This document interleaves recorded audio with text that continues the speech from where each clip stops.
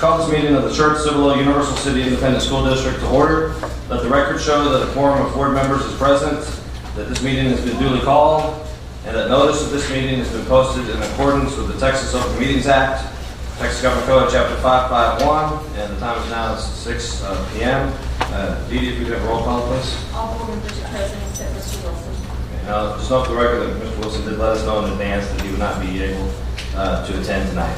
At this time, I'd like to ask everyone to please rise for the pledge of allegiance.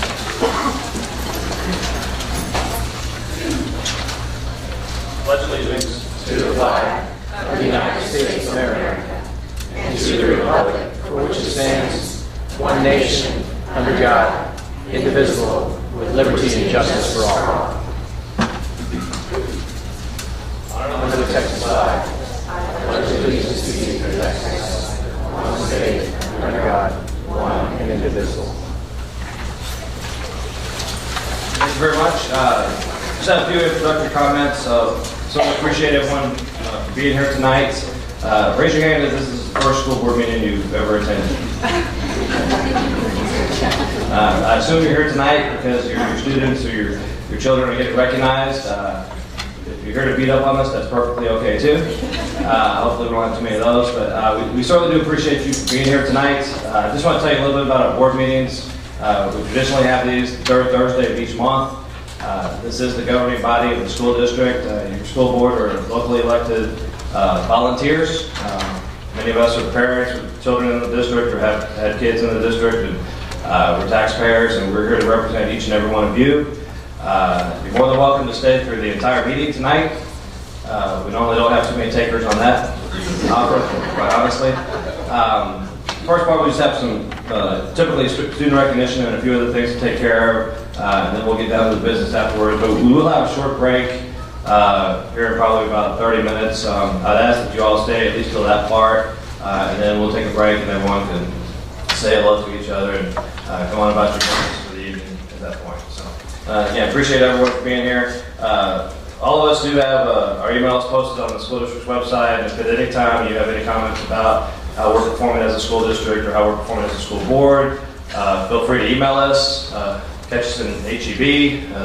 David Pimentel hangs out in HEB every Saturday morning. If you want to take care of business with him. We also did have forms in the back. If you have any comments about this board meeting, about things we can do better, issues that you may have with the district, and we'd be more than happy to address those in the appropriate way. Okay. This time, I'd like for the board Vice President to recite the district's mission, values, principles, and vision. Our vision: to prepare every student to be a productive citizen. Our values are leadership, character, commitment, service, and learning.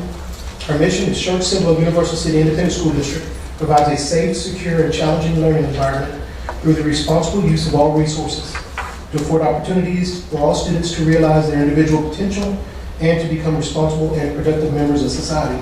Our priorities: priority number 1, high achievement for all students. Priority number 2, high performing and engaged workforce. Priority number 3, effective and efficient district and campus operations. And at this time, the trustees will recite the district's belief statements. Mr. Crow. We believe all students have the capacity to learn and be successful. We believe a safe, secure environment is paramount to learning, and we believe quality instruction addresses the individual needs of students. We believe living our core values of leadership, character, commitment, service, and learning result in the ability to set and achieve lifelong goals. And I believe we did 3, so we believe engaging, interactive, and authentic teaching creates empowered, active learners prepared for our changing world. We believe embracing technology as a relevant tool enhances learning in and around the classroom or beyond the classroom. And we believe in a professional learning community, PLC culture, that allows time to collaborate and share best practices in order to improve continually.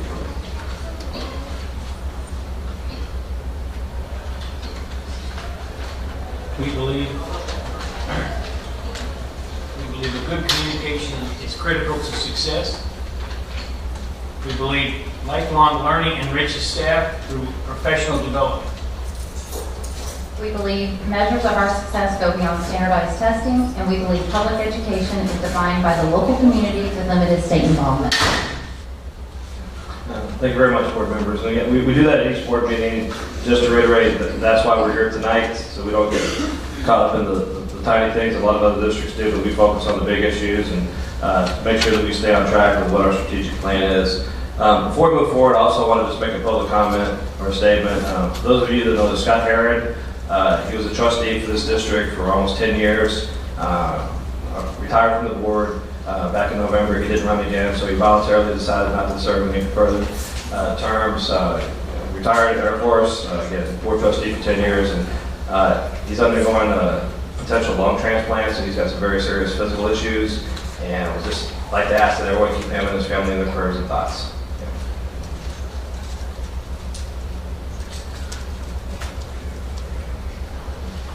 All right, at this time, we'll go ahead and begin with the student recognition. I'll call Dr. Gregory Gibson. Thank you, Mr. Inman, and trustees and guests and staff members. And tonight we're going to dive quickly into it. Doesn't look like it right now, but I think there's 89 guests out in the hallway waiting to be recognized after we recognize our first two. But as is the tradition of this board each month, we recognize two students, one from each of our traditional high schools as our students of the month. Now we have Sky Thomas, a 12th grader from Clements High School, representing the PALS organization. Angel Morris, a 12th grader from Steele High School, representing dance. Welcome, ladies. If you will, make your way to the podium. Both of you can go and meet your designated campus administrator there to introduce you, and we're very proud of you. And every month, you guys always make us look good, and we appreciate it.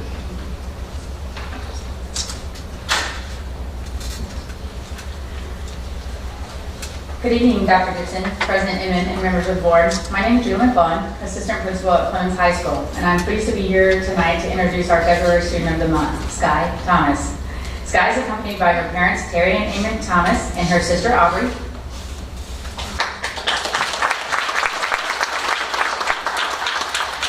And of course, her PAL sponsor, Ms. Weatherholtz. A little about Sky. She is a senior at Clements High School, and she's attended SCUC since her 2nd grade year. She has been in choir for 3 years and is currently an officer of our PALS group. She has participated in PALS for the last 2 years. Sky is extremely involved in her church and their Vacation Bible School program. She has led a team each summer for the past 3 years in this program. She also travels on a church mission trip every summer. Some of her recent missionary work includes rebuilding houses in Joplin, Missouri after a hurricane, cooking meals for students at Camp Hills Mission, and volunteering at an orphanage in Guatemala. Sky is currently a kindergarten Sunday school teacher at her church as well. After graduation, Sky plans on attending Baylor University to major in mathematical education. She has already received her acceptance letter and a $20,000 scholarship. And with a 96 GPA and being a top 25% of her senior class, it's my honor to introduce a future math teacher, one after my own heart, Sky Thomas.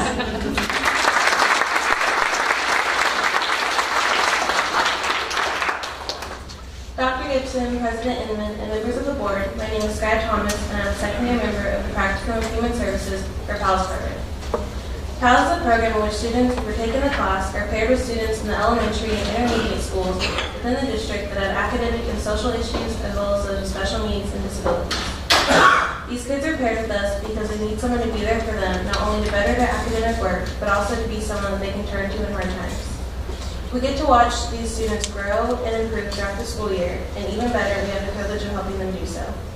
Walking into the classroom and seeing your colleague's face light up with so much excitement just because they get to see you is an incredible feeling. I am so glad that I chose to participate in this program and be a part of something so significant and life-changing. I will never forget how excited they are to tell me about their weekend, their faces when I walk in the room, and just the feeling I get when I see how different they are at the end of the year. My experience in this program has truly had an impact on my life. I went into the class last year thinking that I would make a difference in each kid's lives, which I believe my fellow classmates and I have done. But more importantly, these kids and this wonderful program have had an impact on all of us. This program teaches you a lot about working with others effectively, how to care for others, and how to work with children of all backgrounds. Being a part of PALS is one of the best parts of my high school career. I am so thankful to have the opportunity to work with Mrs. Weatherholtz, my incredible colleagues, and my fellow classmates. Mrs. Weatherholtz has taught us so much throughout this year that we can not only use in this program, but throughout life as well. Taking this class has given me the peace of mind that pursuing a degree in education at Baylor University is the right choice. I am so thankful for Mrs. Weatherholtz, all of the life lessons she has taught me, and for allowing me to be a part of this program. I wouldn't trade the experience I've had for anything.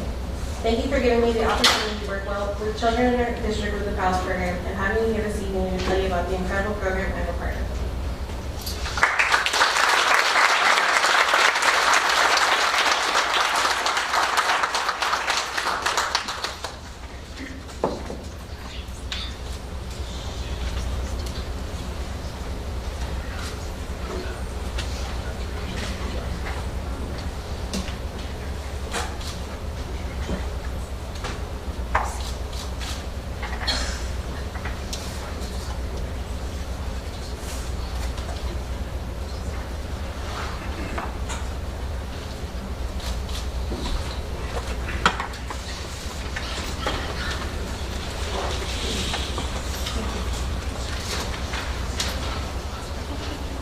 Good evening, Dr. Gibson, President Inman, and members of the board. My name is Deborah Ibarra, Assistant Principal at Steele High School. I'm very proud today to present to you Joangela Morris, who is representing our dance team. Joangela's parents are with us tonight. Please stand to be recognized.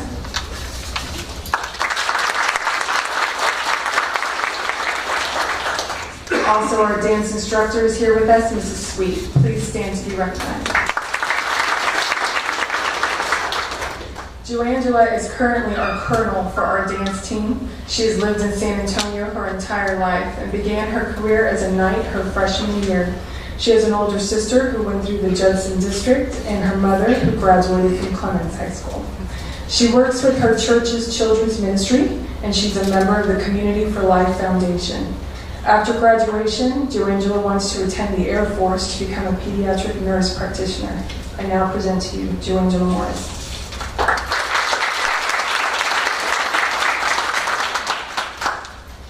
Good evening. My name is Joangela Morris.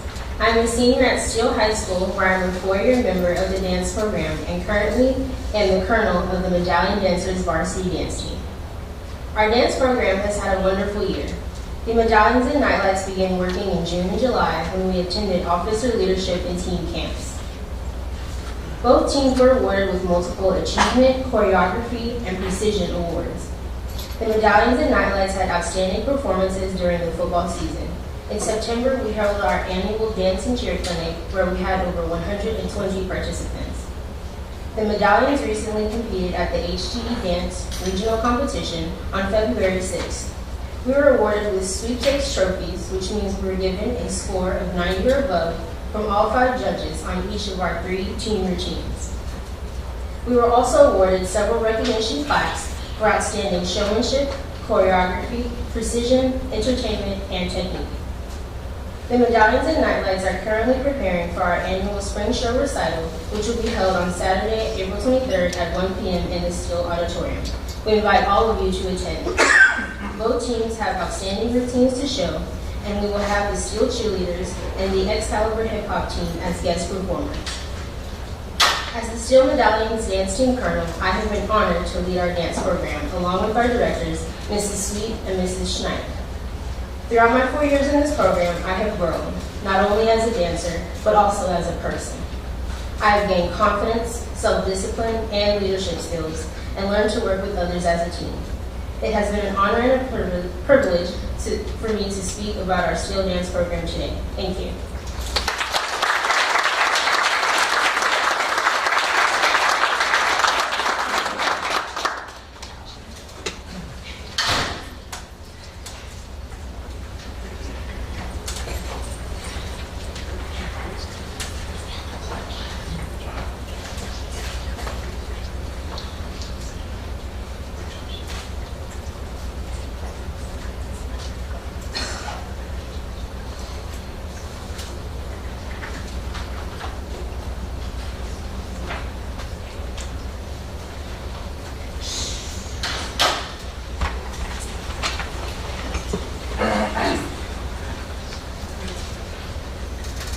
Thank you very much, students. We certainly look forward to hearing from more about you in the future. At this time, I'd like to also do further recognition of student achievement, presented by Mr. Walford.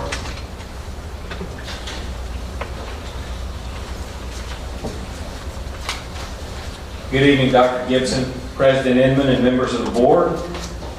We have a good situation tonight. We're gonna have a little contest tonight. We're gonna see how long it takes before your hands start cramping.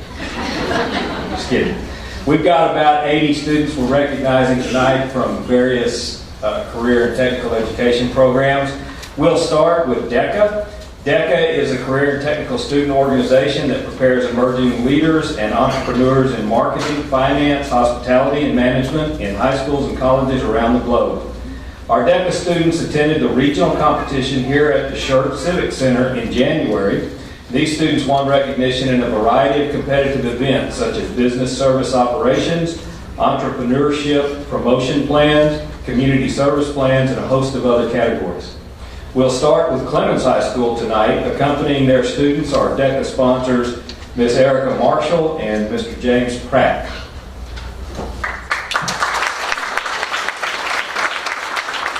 From Clemens High School, these students are advancing to the DECA State Competition in San Antonio on February 25th. Reagan Aldersey, Garrett Anders, Carter Bro. I would say, too, that a lot of these students are very high-performing students. I know we have a number at soccer practices, baseball, softball practices, UIL academic practices, etc. Robert Berg, Emma Childs, Vincent Chiaravino, Jacob Coates, Andrew Cornish, Treston Darby, Nicole Davis, Alexandria Escamilla, Tariq Gaines, Taryn Griffith, Cody Harkin, Cameron Henderson, Esteban Herrera, Michael Howell, Tyler Hufana, Imani Jackson, Samuel Kearns, Devin Kennett, Charles Miller, Sims Monet, Eric Nunez, Bailey Patterson, Sia Paulson, Jacob Pena, Brendan Perinkio, Jacob Price, Joshua Salinas, Dustin Schul, Alexander Shaw, Piper Smith, Nicholas Storia, Aaron Suarez, Parker Wallace, Bailey Webster, and Joshua Wilson, all from Clemens High School.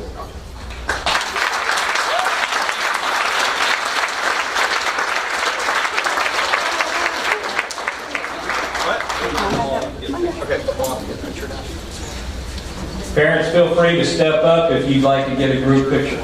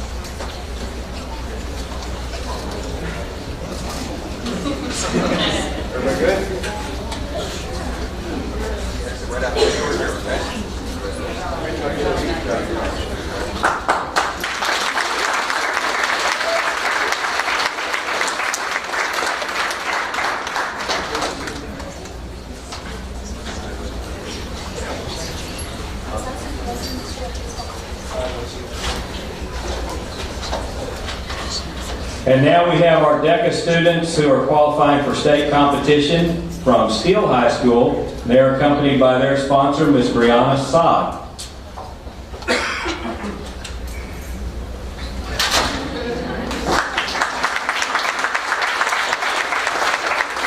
Our DECA state qualifiers from Steele are Ashley Bewley, Hayden Bingham, Ethan Carlson, William Connor Courtney, Bryce Green, Patrick Gruber, Kibam Kane, Caro Larkins, Taiwo Larkins, Kyle McTollis, Marissa Martinez, Justin Richards, Yasmin Saeed, Aiden Sams, Kenneth Seiler, Craig Thomas, Ken Andrew Tran, Hannah Valentine, Dawnae Willis, Jasmine Willis Rosa, Tamira Wright, and Michael Yawn.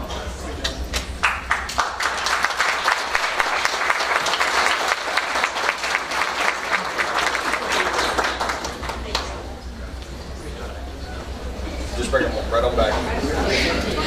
Hold on, guys. I'm trying to get it.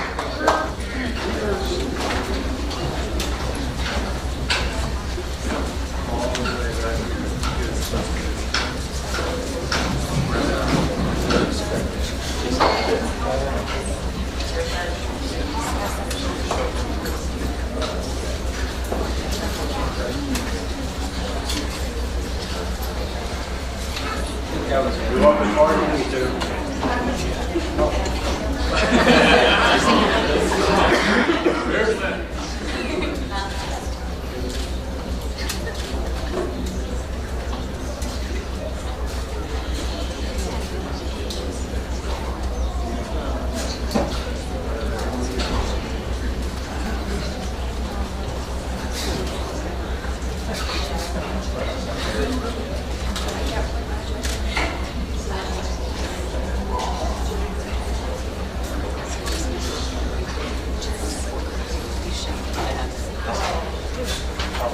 Very good.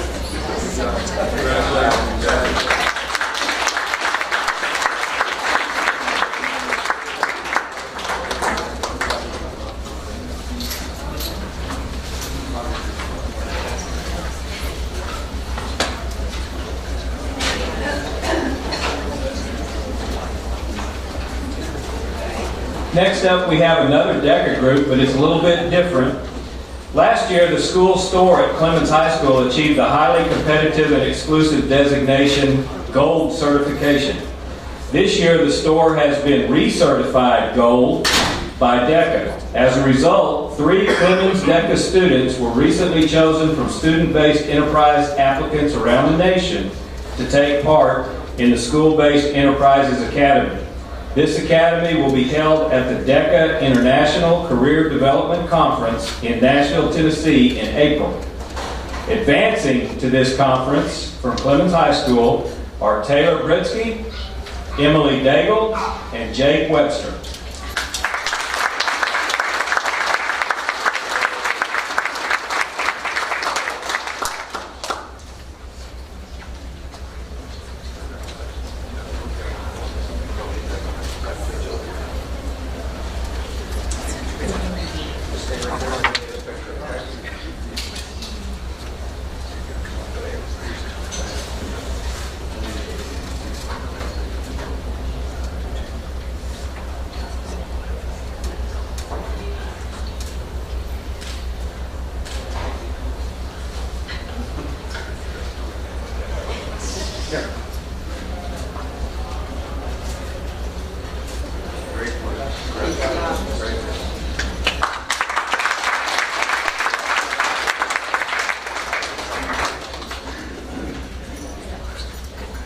And next up, we'd like to introduce you to some students from the Health Occupation Student Association, or HOSA.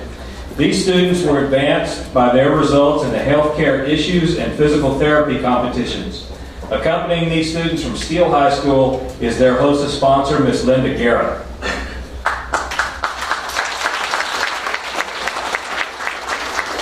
And advancing to the HOSA state competition from Steele High School, Annalisa Acosta, Liam Sanders, and Brandon Kim.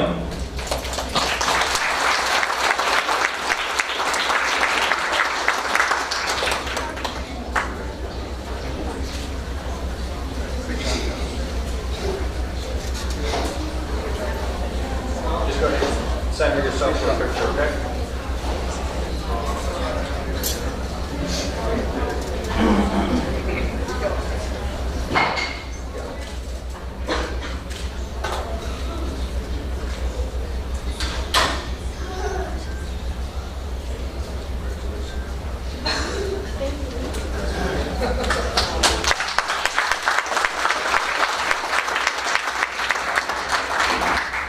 Our next group is also from Steele High School. It's the Skills USA chapter, and their advisor is Mr. John Wilcox.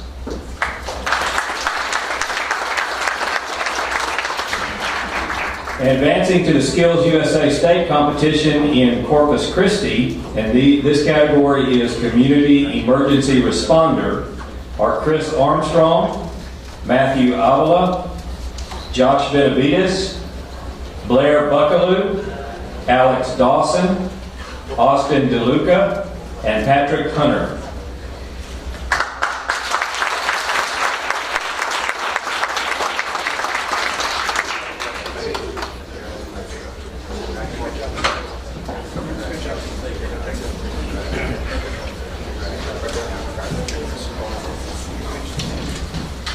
Guys, go ahead and get centered up right here.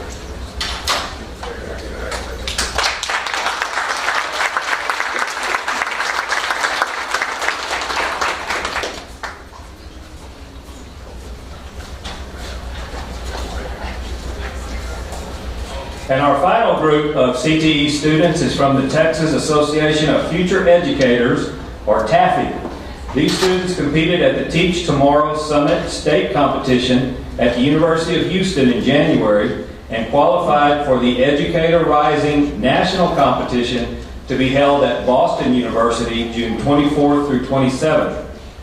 These students from Clemens are accompanied by their TAFE sponsor, Miss Wendy Frisbee.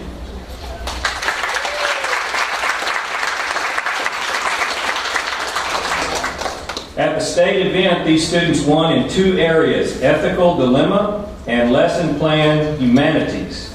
Ethical Dilemma requires members to think deeply about an ethical issue, employ critical thinking skills, and use persuasive communication techniques to collaboratively debate an ethical education-related dilemma. Members of the Ethical Dilemma team advancing to the Educator Rising National Competition in Boston are Samantha Catangle, Frida Leon, Brooklyn Woodruff, and Cameron Lambert.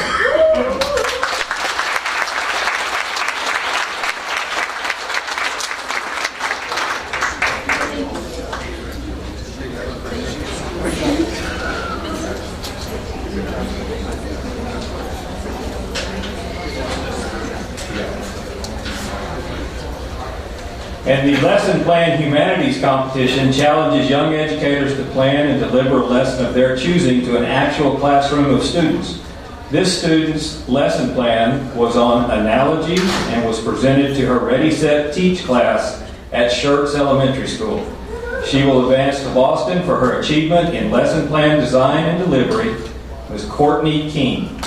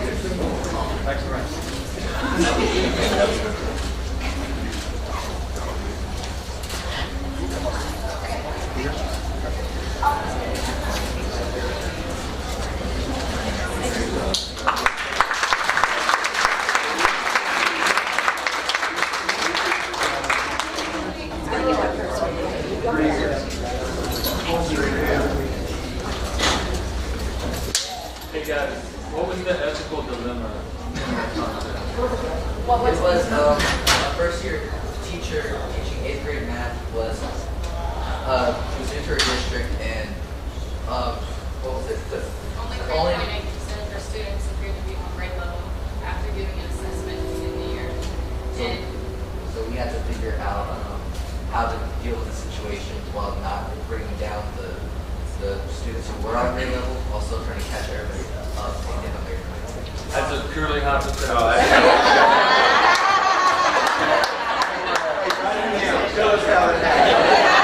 I think we need to meet with him, Dr.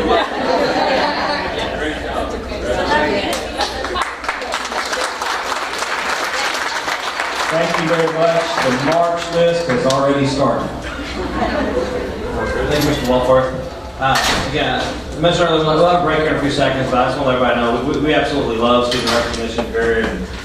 This is what this district is all about. We obviously have some fantastic kids. And I don't know about you guys, when I walked in the hallway, I wondered, we changed the dress policy over there at Cummings to Steel. That's the best looking group of high school kids I've seen in a while. And, is anyone in favor of doing a dress code that makes them look like that every day?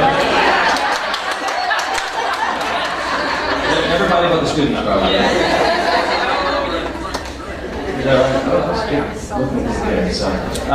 Yeah, we'll take a break here in just a few minutes. Appreciate everyone's courtesy in that. Dee, this time, do we have any public comments? No public comments? Okay. All right, any correspondence that we need to discuss as a board?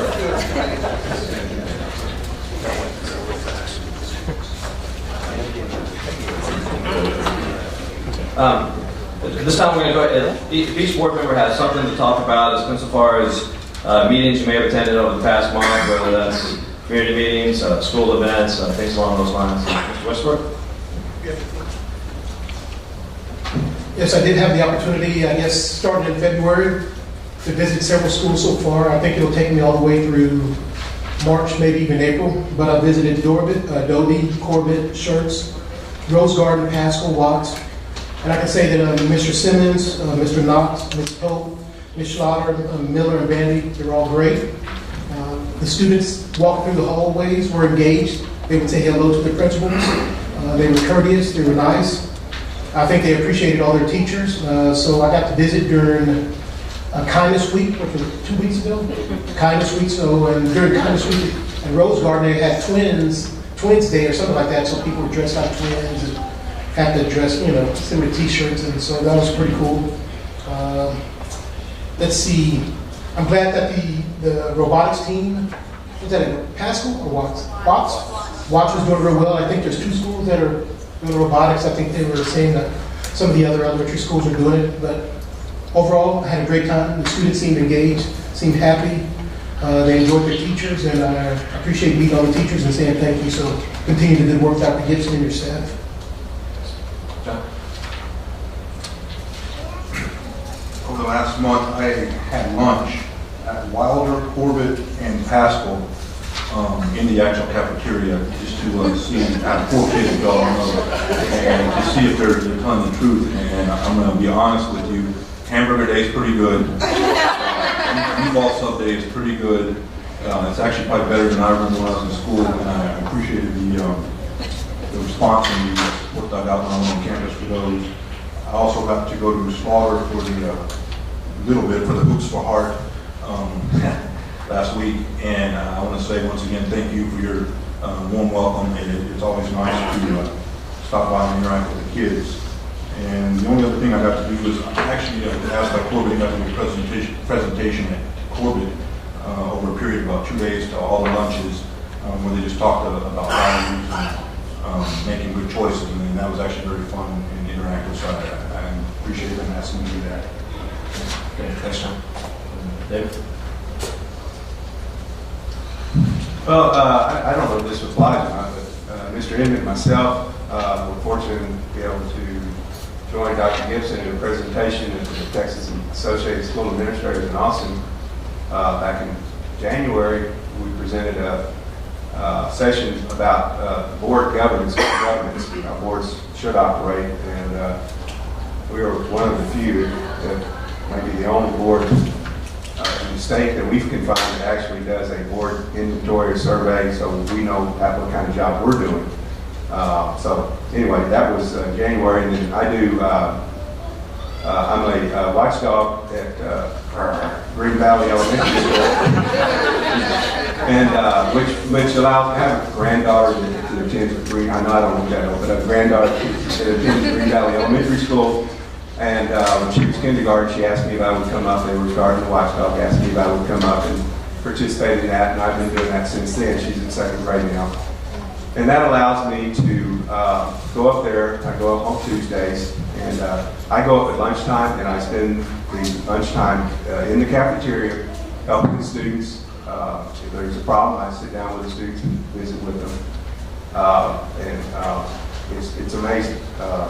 But they're bewildered when they find out my name is Pivito, because there is a Mrs. Pivito that teaches there, who happens to be my daughter-in-law, and they are assuming I'm married to her. And they asked me if I have a child, and I said, yes, I do, and they want to know what grade. I said, it's a boy, and what grade he's in. I said, well, he's actually a teacher and coach at Clemens High School, so I don't know what grade that would be. But it's a very enjoyable situation. I enjoy it, and they have figured out that who I am. And when they first asked me, kindergarten first asked me what my name was, I said, I made a mistake and said Mr. Pivito. Well, growing up with that last name, you get all kinds of jokes if you understand what I mean.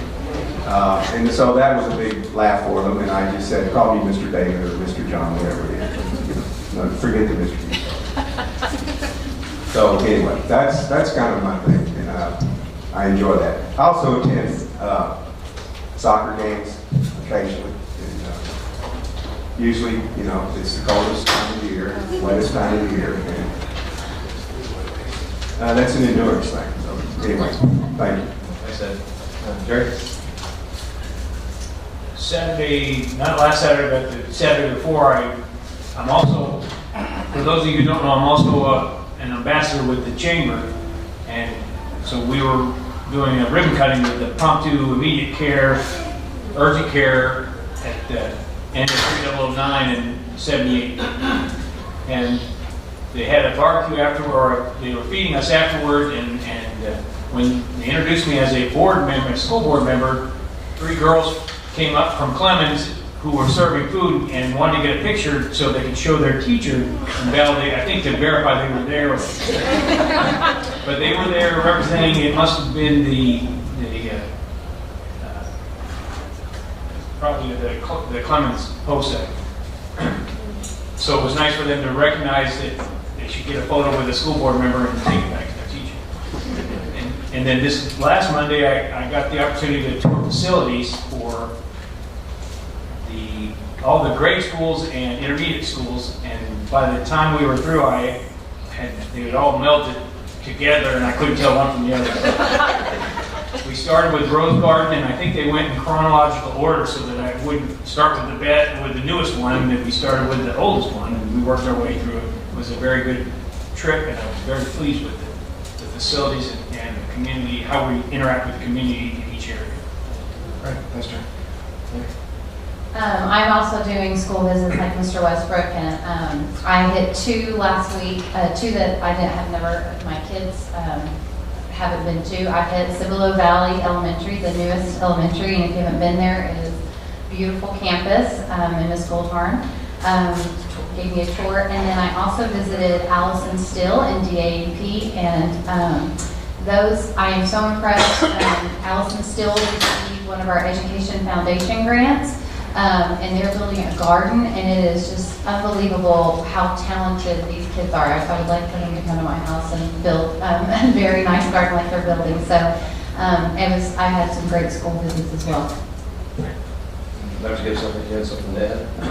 And this will echo Mr. Pivito's comment that our district maintains a district fact sheet, which has our mission, vision, value, and beliefs, of course, and then kind of the main numbers: student enrollment, staff, number of staff, general operating budget, tax rate, etc.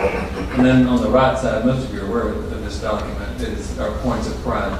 And a lot of what we have on there, we just shook hands with, and student recognition. Of course, that's the way it should be. But we added this last month to the kind of the end of the list, if you will, after talking about our graduation rate and our stakeholder satisfaction rate with our community. We added a bullet: SCUC trustees have developed and delivered good governance workshops for various state organizations. Because you've given several now, and what's happening is now the phone is starting to ring. You may not know this, but you and I are going to Fordsville at some point in the next few months because they've asked us to come talk to them about this model, and they happen to be at the workshop that you were referencing, Mr. Beaver. And I think that's great that our board operates in such a way that other boards are trying to emulate. Thanks, Mr. Gibson. I'll say real briefly, several of us attended what's called a TASB grassroots meeting several weeks back, and that's where we met with legislators, state senators, state representatives, members of the State Board of Education. A lot of times we sit back and wonder, who's talking to these folks and where do they come up with these rules and laws that they bring down on us. And so it's an opportunity for us to visit with them and share with them what's happening in our school districts, and gives us a good chance to advocate on behalf of public education and on behalf of our school districts. So, anything else from any other board members? Scott, you got anything over there? Anything else? Yeah. Okay, great. Let's we'll go ahead and take a 15-minute recess at the time for moms, dads, and those of you that came here tonight. Appreciate you being here. Feel free to leave at this point. If you want to stay the rest of the night, we promise to be out of here by midnight. If not, now will be your time to go. And again, thanks for everyone for being here tonight. And we're adjourned until 6:55. Please let Dee Dee know what you're doing so that it does get down here. Because I know there may be times when you did do a lot of things, and if you don't tell Dee Dee, then it shows as a 0. It makes it look like you didn't do anything. But I know board members spend a lot of time on a lot of events. So, Dee Dee, is there the best way to get this information to you that's efficient and effective for you? Email me directly, or you can email the board involvement account. Board involvement. It has its own email, and it comes to our desktop. I guess, give her these categories. Is it better to just give you the numbers on each category, or to actually give you the events? Just give us the events, the date, and that's all we need. You're okay with that? Anyone have anything to add or any questions on that?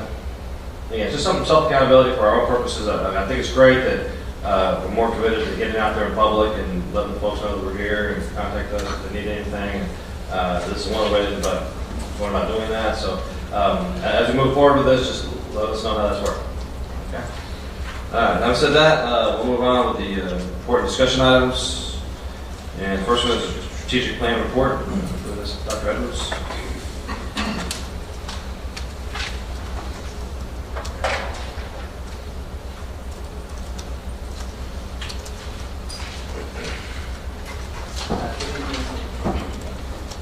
Good evening, Dr. Gibson, President, and members of the board, Jerry, Yvette, Ryan, and Jonathan.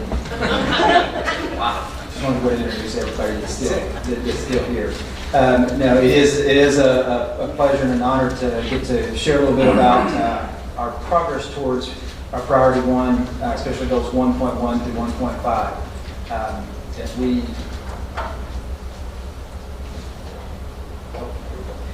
just as we started the board meeting and most of our meetings, we always begin with the mission, vision, values. We won't go over that again. We did that at the beginning. The core competencies, the beliefs, and this kind of brings us to this slide here that we've shown before, but we wanted to discuss that a little bit. Those are the things that drive us. It's really, what we see at the tip of the iceberg, and you've heard us talk about this, are the goals, the events. Those are the things that happen. Those are most often things at times that gets reported out in the paper, our standardized testing scores, STAR scores, and those type of things. But we really wanted to spend some time talking about below the surface, what isn't always seen. However, as most of you mentioned, you've had opportunities to be on our campus and see some of the wonderful things that are happening on a daily basis. And I think we'd be remiss if we didn't showcase that, because we do have a lot of hardworking administrators and teachers and students that are helping us achieve those goals. And what lies below the surface aligns with our mission and vision and beliefs, and that's the patterns and structures that go along with that. And what we're here to talk about, obviously, is our goals and how we're making progress towards that, and what we're doing on our schools that align with those things. So again, a recap of goals 1.1 through 1.9.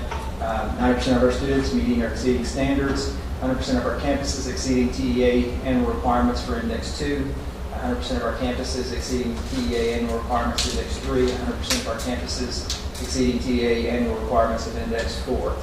We've talked about what that entails a little bit in the past, and we'll briefly go through that in some additional slides. And then goal 1.5, 30% of the students will achieve advanced performance. OnStar, reading, ELA, math, science, and social studies. And as a reminder, these are our 14 to 18 goals that we've set. So again, this breaks it down a little bit more, just what those goals are. I won't read those, but we'll flip through those pretty quick. 1.1, 1.2, that index 2 that we talked about. 1.3, aligning with index 3. 1.4, index 4. And then 1.5, again, our advanced academics and students there. This is something we often say, and we've really started living this. We are where we are. You know, we have the data that we have. We've had the results that we've had in the past. We are where we are. We're okay with that. But we're not okay with it staying there. And so now what we work on is how do we get to where we want to go.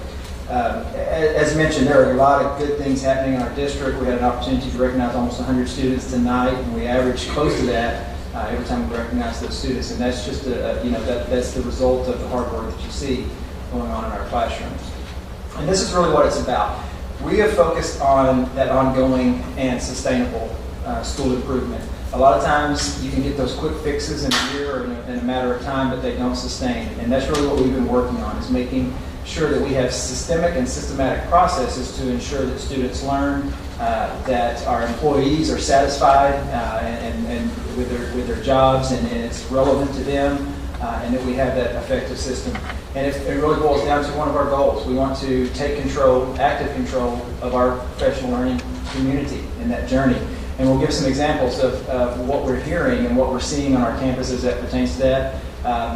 A big focus on building capacity. You'll hear us talk about that throughout this presentation as well. And then again, that deep implementation, not a mile wide and an inch deep, but really drilling deep to ensure that we have that sustainability. One of the things we talk about is the professional learning community, and real quick, that definition, it's a group of people working interdependently for a common goal and a common purpose, and we hold each other mutually accountable. And we use that accountable not as a negative in the sense that sometimes it's more to accountability, but that we verify, that we assure what's going on with that. We talked about leadership matters, and you know, something that that hit me tonight, and that's really, we talk about top down and bottom up, and what we really want to be is as bottom up as possible and as top down as necessary. And it really hit me that really starts with you all up there, and having that good leadership from the board that allows us then to do what we've been all hired to do. So that really starts with the opportunities that we have and the systems that we have set up.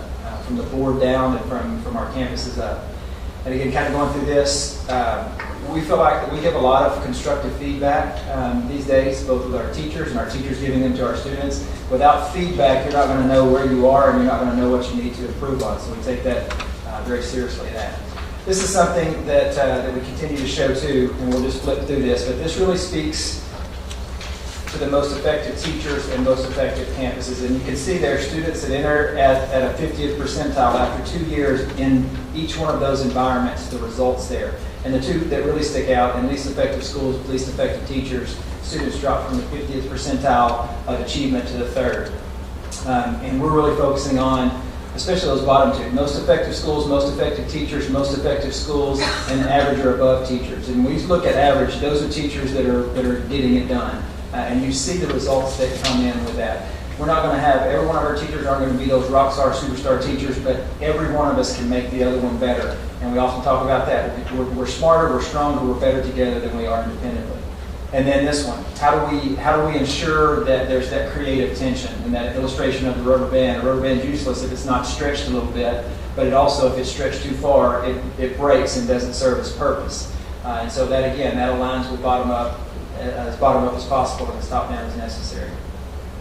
Some of the things that we've been focusing on, and we've shared some of these with you, and this has really been a 2-year journey for us so far, starting with and continuing with some of our SMART goals and focused walkthrough processes for feedback and coaching of our staff, that collaborative culture. And we're going to focus on a couple of other these tonight, the continuous improvement visits that we're currently on. I think we've completed 6 or 7 so far this spring. And then the instructional rounds process that we introduced this year with our campuses, and building our principals' capacity to turn that around with their campuses, as well as the targeted planning process.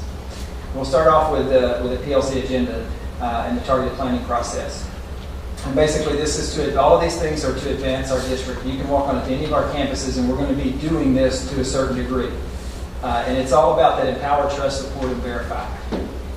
We've talked about this a couple of times. We've got over 200 administrator and teacher leaders trained through PLC Coaching Academy. And what that does for us is really allows us to take it back to the campuses and get down to what's going on in the schools to ensure this right here, guaranteed and viable curriculum. And there's 3 parts to that we focus on in order to have that sustainability that we talk about. And that's the written curriculum, what our guides tell us we need to be teaching that align with the Texas standards, how we assess that. And you'll see how that answers some of the PLC questions in a little bit. And then what's taught. And that goes to that most effective school, that regardless of which teacher our student draws when they sign up, that all of our teachers are going to be able to deliver that same quality. What we've really been focused on this year are things like the PLC agendas, identifying standards, everybody being real familiar with what are those power standards that we need to teach. If we're not using agendas, this is a common phrase you'll hear across our districts, and they may not all look like this particular planning process because we give the campuses autonomy to create what fits those, but we also came together at the beginning of the year and said, okay, what are the non-negotiables on this? But again, to get where we want to go, we have to focus on those common and those core standards, what it is that our students have to know and have to be able to do. Moving into how we're going to teach that, how we're going to assess that, coming back and talking about different strategies, but equally as important is once we can identify what students have it, what students don't, the things that we're going to do in order to ensure that we have those things in place for our students. And that answers those 4 critical questions of the PLC. I think that just about anybody you talk to on our campus can tell you those 4 questions. What do we want our students, they're very simple. What do we want our students to know and be able to do? What do we want them to learn? How are we going to know when they do that? And the 2 critical questions is how do we respond for those that get it, and how do we respond for those that don't initially? The second thing we want to talk about that we've introduced this year, and that we spent several principal PLCs working with our principals and our assistant principals on an instructional rounds process. And this is a unique opportunity for us to really get a state of the school. At this point, it involved teams of administrators going into multiple classrooms on a particular campus, the campus that was hosting the principal PLC, and observing the classroom, jotting down what was the fine-grained evidence of what they heard and what they saw. Not what they think, what they feel, or what might be happening, but actually what was seen and heard in that classroom. It's based on the profession of medical rounds. When medicine was revolutionized, it really came about when there were some standards put in place and people started talking about what they were doing. Just as we expect our medical professionals to go and continue their training and learning, that's what we want for our staff as well. Again, it's based on a series of protocols to where we look at what is the problem of practice identified on the school, what is it that we really want to focus on, and how can we help that campus through our observations, give them some data to take back to their staffs and say, okay, here's where we are. We are where we are. We're not okay staying there. How are we going to improve? How are we going to improve in the short term? How are we going to set some goals for next year as well? And this is the key idea behind it, that everyone is involved in the working of the practice, that everyone is obligated to be knowledgeable about the common task of instructional improvement, and everyone's practice should be subject to critique and improvement in that process, and that's where we give some of that feedback. Rounds are a vehicle for the PLC. It aligns directly with what we're trying to do with those professional learning communities. We're going out in teams, we're coming back and talking in teams, we're breaking down that information. And here's kind of a quick glimpse for you. It starts with that problem of practice we talked about. What has the campus identified? And really it started with the district. We're focused on critical thinking and problem solving. If we can help our kids to know how to understand how to critically think and problem solve. You heard it with the group that we talked to today that had the math contest and the math problem. That was all of that, and they particularly said those words. Our kids had to know how to critically think and problem solve to work through an ethical dilemma. And that's what we're working on through a variety of strategies that we're using in our classrooms. It starts with that problem of practice, then it goes to the observation of practice. We're walking in teams to identify what we see, what we hear. Not think and feel, but what we see and what we hear. The fine-grained evidence of those things. We come back to that observation debrief where we start synthesizing all that information and we identify patterns and contrasts. What are the themes that we're seeing to help a campus understand here's where we are? And then that next level of work, like we said, where do we want to go with it? And that directly aligns with that definition that we talked about, a team of people working interdependently for a common goal. The last one that we want to talk about and hit on briefly is what we're currently working on with our campuses. And I know of our two principals, one of them has had the opportunity to go through the continuous improvement process. Ms. Pope is here, and Ms. Ross her opportunity is coming soon, and those have gone incredibly well. We had an opportunity to be at Still High School today, and when we kind of broke down, it was a fabulous opportunity where we go and sit and talk. Teacher leaders, campus administrators, we don't talk, we communicate. And that was something that came out today. One of the comments was, okay, before we were talking, now we're communicating. Now we're understanding each other and looking at those. And so the continuous improvement process on our campus visits really kind of fall into these things that for our campus leaders, they have to be involved directly in the instruction. They don't have to be and can't be content experts in every field, but what they can be is instructional experts leading and guiding that instructional practices. That's a problem that we've had in the past. Fortunately, some of the things you read here don't apply to us because our administrators are our instructional leaders, our not just our campus principals, but our district leaders focus on instructional leadership. We don't go along for the ride. We're involved in the process. To guide the continuous improvement process, we use a short survey, similar to what we did last year as well. And we focused on a few questions. One of them was critical thinking and problem solving. Here's an example of that where our groups, and they were divided into 4 distinct groups, and they were done like this intentionally. We had the administrators, the campus administrators fill out a survey with the same questions, but we wanted to look at that cohort group. We had the teacher leaders, those that have been trained in the PLC, your department heads, your grade level leaders, and those kind of folks fill out a survey on their own as their own cohort group. It's the same questions, but we looked at that cohort group. Then the biggest cohort group would have been the teachers and other professionals on that campus because we wanted to see what their perspective was based on these questions. And what we didn't want to leave out, and we actually took this back to the principals and said, what do you think? Several principals. To also get that perspective of our paraprofessional and our administrative assistants on campus because they play a critical role for us. And so we had 4 distinct groups and they answered these 10 questions using basically this format. How well are we doing in integration of TTQQ in classrooms for critical thinking?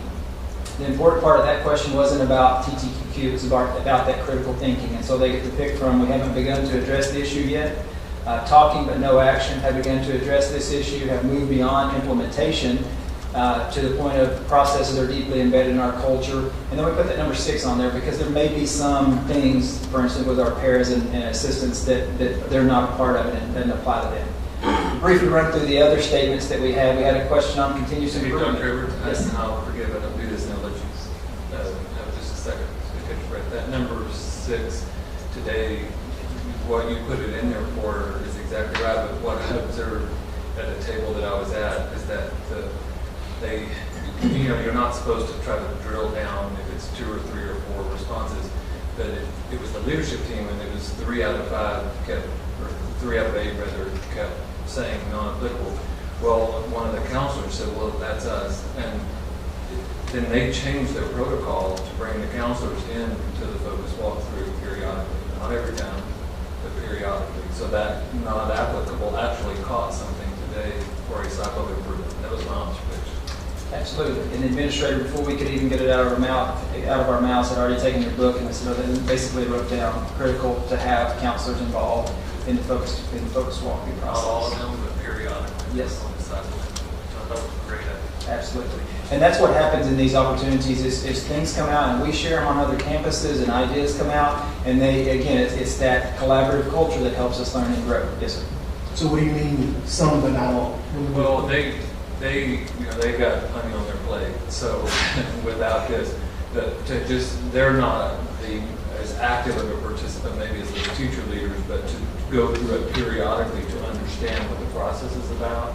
Maybe not to be a full participant, but to have a better understanding of it. In other words, on the focus walkthrough, and we'll let them move to that one, there's 2 ways to participate in the focus walkthrough. We go out in teams of 3 or 4 and we observe a teacher, and then we come back and we have a discussion. And again, it's not, hey, I think they did okay or this or that. It's based on fine-grained evidence. It takes that part, that evaluative part out of that. This is purely for coaching. And so we don't use terms like, well, I think they did a really good job at this. What we talk to them about is share with us what was effective. When they use that strategy to ask the student a deeper critical thinking question, by having them do this, I found that beneficial. I know that they felt that they did a good job because they're trying to get more information. The role that the counselor and some of those staff members may play, they're not in the classroom, so they may not be on the other end of the teacher being observed. So they can participate in the team and should, but they may not be on the other end when it rolls back around that I'm going to be observed in the classroom because our counselors aren't. Some could be with the guidance lessons and things like that, but they're definitely a valuable part of the team that goes and observes and brings back that feedback. Briefly going through this, we had a question focused on our campus improvement plans. We have really tried to make those a relevant part of what we're doing, that guide what we're doing. And then these next three sets really align with our PLC. The PLC focuses on three things: a collaborative culture, and two questions or statements that align with that to see how we're doing in that as in the collaborative culture part of that. Another focus is results orientation. We're focused on results. Are we seeing the results that we want? And what's interesting that comes out here is although this survey is a qualitative survey, it becomes quantitative when they start talking about, yes, our data aligns with the perceptions that we're having in the survey. And so it kind of works its way into both of those. And then the last thing with the PLCs is the focus on learning. The collaborative effort that we went through to get to this point with the survey questions is we picked those first three, the focus on the critical thinking. It was a question from last year. We wanted to see how we've done on that. The focus on the continuous improvement through the campus improvement plan and the focus walkthroughs. The rest of these 7 questions we brought to our principals at Principal PLC and said, okay, here are examples of solution tree or PLC questions that are asked by top organizations. You guys share with us what you want to see in these questions. Highlight in green those that you think, yeah, this is definitely a question we want. Highlight in yellow those that may not be one of my top 2 choices, but I can see the relevance. And it was pretty interesting as we pulled those together. There were definitely themes, and that allowed us to pick these 7 questions. So there was investment through our principals on this, and that's important for our campuses to know because these weren't top-down decisions that came, hey, we want to know these questions. We just, hey, we know you don't have anything else to do. We just want to ask you 10 questions to see what you're doing to make them relevant. And so the principals did a great job. There were great conversations. There were 5 groups working to kind of process through those questions. And these are the questions that we came out with, and we sent the survey out to them before it went out and kind of got, yes, that's what we were talking about. And really they said, can we ask some more questions? And we said, well, let's leave it to about 10 right now, and we'll work off that. Now what we do with that is as a protocol to where, okay, let's start looking for patterns and contrasts. We talked about those 4 distinct groups of the teacher leaders, or the administrative leaders, the teacher leaders, teachers and other professional members, and those paraprofessionals, and we take them through a process to where first we just look at administrative data and teacher leader data, and we talk about patterns and contrasts or themes that are in that. Are we seeing an aligned structure? An example of that is, okay, this first one right here focuses on critical thinking. This happened to be one of our elementary campuses that had 2 administrators, and you can see they're pretty close to alignment between the 2 administrators, a 3 and a 4. That can flip either way, so that's pretty close. So now, does that align with what the teacher leaders are seeing in their perception? And surveys are all about perception, but the teachers are seeing, or the teacher leaders, their perception of where we are on this question. And this is pretty interesting. So you look at that, and the breakdown there, you see a pattern, and you see a theme. They're all on the same page with that. It's almost half there again that are between 3 and 4. We've begun to address the issue. That's momentum. That's movement. We're getting there. To 4 that we've moved beyond implementation. So you're seeing a theme there. It was 50-50 with the first one, and this one's almost 50-50 with the teacher leader group. After we go through the 10 questions, and we just talk about patterns at that point. We just talk about patterns or contrast and things that we're seeing. After we go through that, now we bring in this next group, and we look at the teacher responses. And we just picked these at random. It wasn't, hey, I'm going to go look for one that we want to show them this, but you see what's the theme here. Most of them are 3s and 4s again. 70% of the responses are 3s and 4s.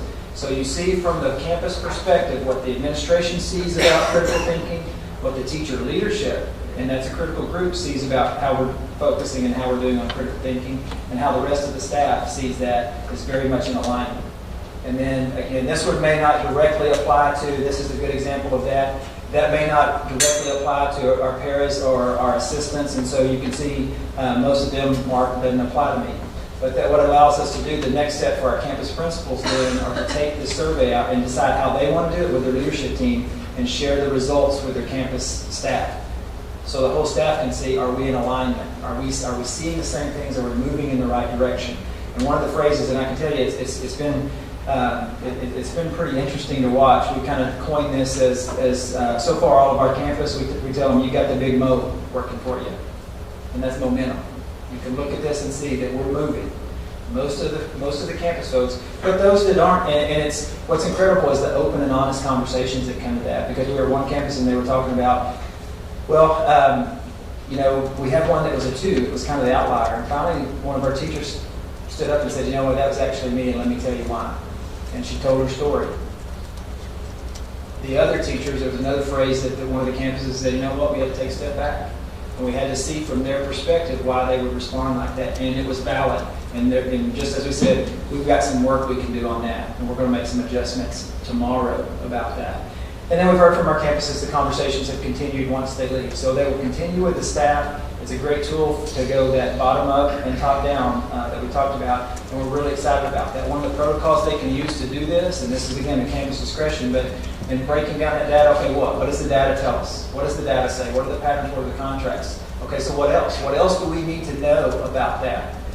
Might have been the difference between different groups, different departments, different grade levels. Okay, so what? What difference does that make? What does this tell us? And then the most important quadrant on that is the now what? What immediate steps can we take? How can we continue to strengthen? And what do we need to be planning for as we move forward? And this has been a tremendous process for us as we've gone through the campuses. Like I said, we spent a solid 2 hours on Ms. Pope's campus and ran out of time because the conversation and the communication was so engaging. It was phenomenal. It was a great experience for everybody. And I know Ms. Pope and them have continued the conversations and have talked about strategies of how they're going to share this with the staff, so the staff can see that we just don't take surveys to take surveys. We take surveys to get information to drive the decisions we're making for that continuous improvement model. And then this goes back to this. The most important role of the instructional leader is to support that ongoing and sustainable improvement. We talked about that earlier. We're going to take control. We've been taking control. We're going to continue to take control of our community, our professional community, our professional learning community. We're going to continue to work to build capacity in others. We're going to support deep implementation towards success and sustainability. And that's how we're going to get the results that we want for our kids on all of our priority goals. This just kind of goes to some of the people to thank, but one of the other interesting things that we would be remiss if we didn't talk about it is how it also aligns with our priority 2 and our priority 3 goals. When you look at and I don't want to call it a happy staff, a fulfilled staff. When we work in those communities and we work together, that fulfillment is there. There's a team, there's a belonging. Again, we're a lot stronger, we're a lot smarter, we're a lot more powerful together when that, it's been littered throughout with examples of effective and efficient operations. How are we using our resources to get where we want to go? And that comes about just about every one of these continuous improvement opportunities is that conversation about the impact it has on our staff and their morale and their desire to be here. I think we continue to, I don't want to steal your thunder, but we continue to see a decline in the number of staff that we're losing percentage-wise. And we believe this is part of that. One of them said today, those that have come in from other districts, they get here and they're in Wonderland. And we're not where we want to be yet, but we can tell you that we're making that progress, and I think our staff members are seeing the difference in what we're doing here and for kids. So. That priority 2 that you referenced, I think that's a really good connection. And Linda's next month bringing some data that we just got our TASB. That's what the doctor was talking about, turnover rate. And so we track that. It's a lagging indicator, but we still track it in support of our priority 2. And it's just some very good results coming from that. And then I heard today or yesterday in one of those conversations that we're really creating owners, not renters. And man, that just really stuck because they're just, you're rented a house and own a house. Okay, you treat it differently, and this is an ownership. And I don't know. I just thought that really stuck with me. An example today, we were at Steel again. We had and we had a short timeline for them because it was a reschedule, a matter of days for people to fill out the survey. And this was an observation they made. We had probably 120, maybe 130 total staff members, the majority of those being our teachers. not necessarily denoted as our teacher leaders, but our administrators, but our teaching staff. And what the other teachers in that group said, the teachers leaders in that group said, that tells us that there's belief in what we're doing, and they see this as not just another silly survey to fill out, but something that's going to help drive what we're doing. That's why it's critical that we take this data back to them and say, here's what our data for this particular campus tells us as far as our perception goes. The interesting thing is, how does that align with our instructional rounds of what we're seeing and hearing? Our perception's this, what we're seeing and hearing is this. Does that align now? And how does that give us the results that we want? Very good. Any questions or comments from the board? All right, thanks.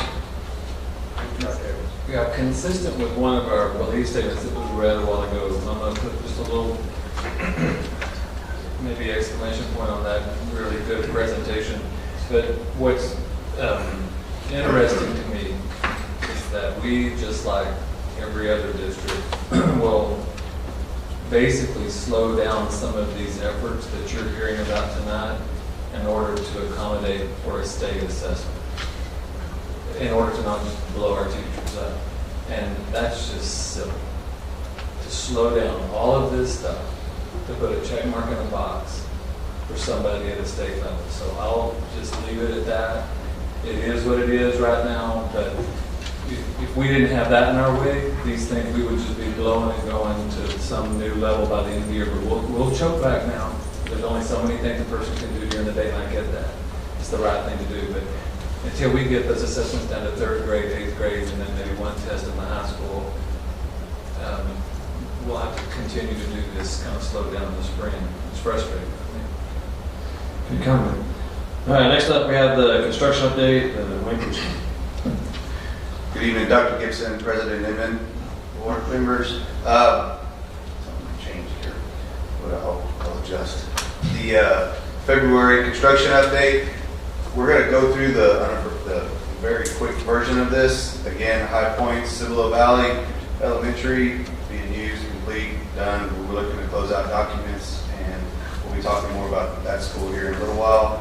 Steele High School, same concept. We're in the closeout phase of Steele High School, and I'll show some pictures as we go through there as well. Dobie Junior High, out of those 6 listed there, is the only one currently majorly active. We're about 50%, and we'll jump into that project here shortly. Beard Gym replacement, complete, and working through closeout documents. Campus entry improvements, both bond and capital. Those are complete and working rather nicely. And then stadium improvements, working on closeouts on that one as well. So going through, highlight for Cibolo Valley is the marquees that are installed. We are working on fine-tuning it now for the correct time and date. One of the points of Cibolo's spring break, we're looking to put in the required repeater system for the radio for first responders.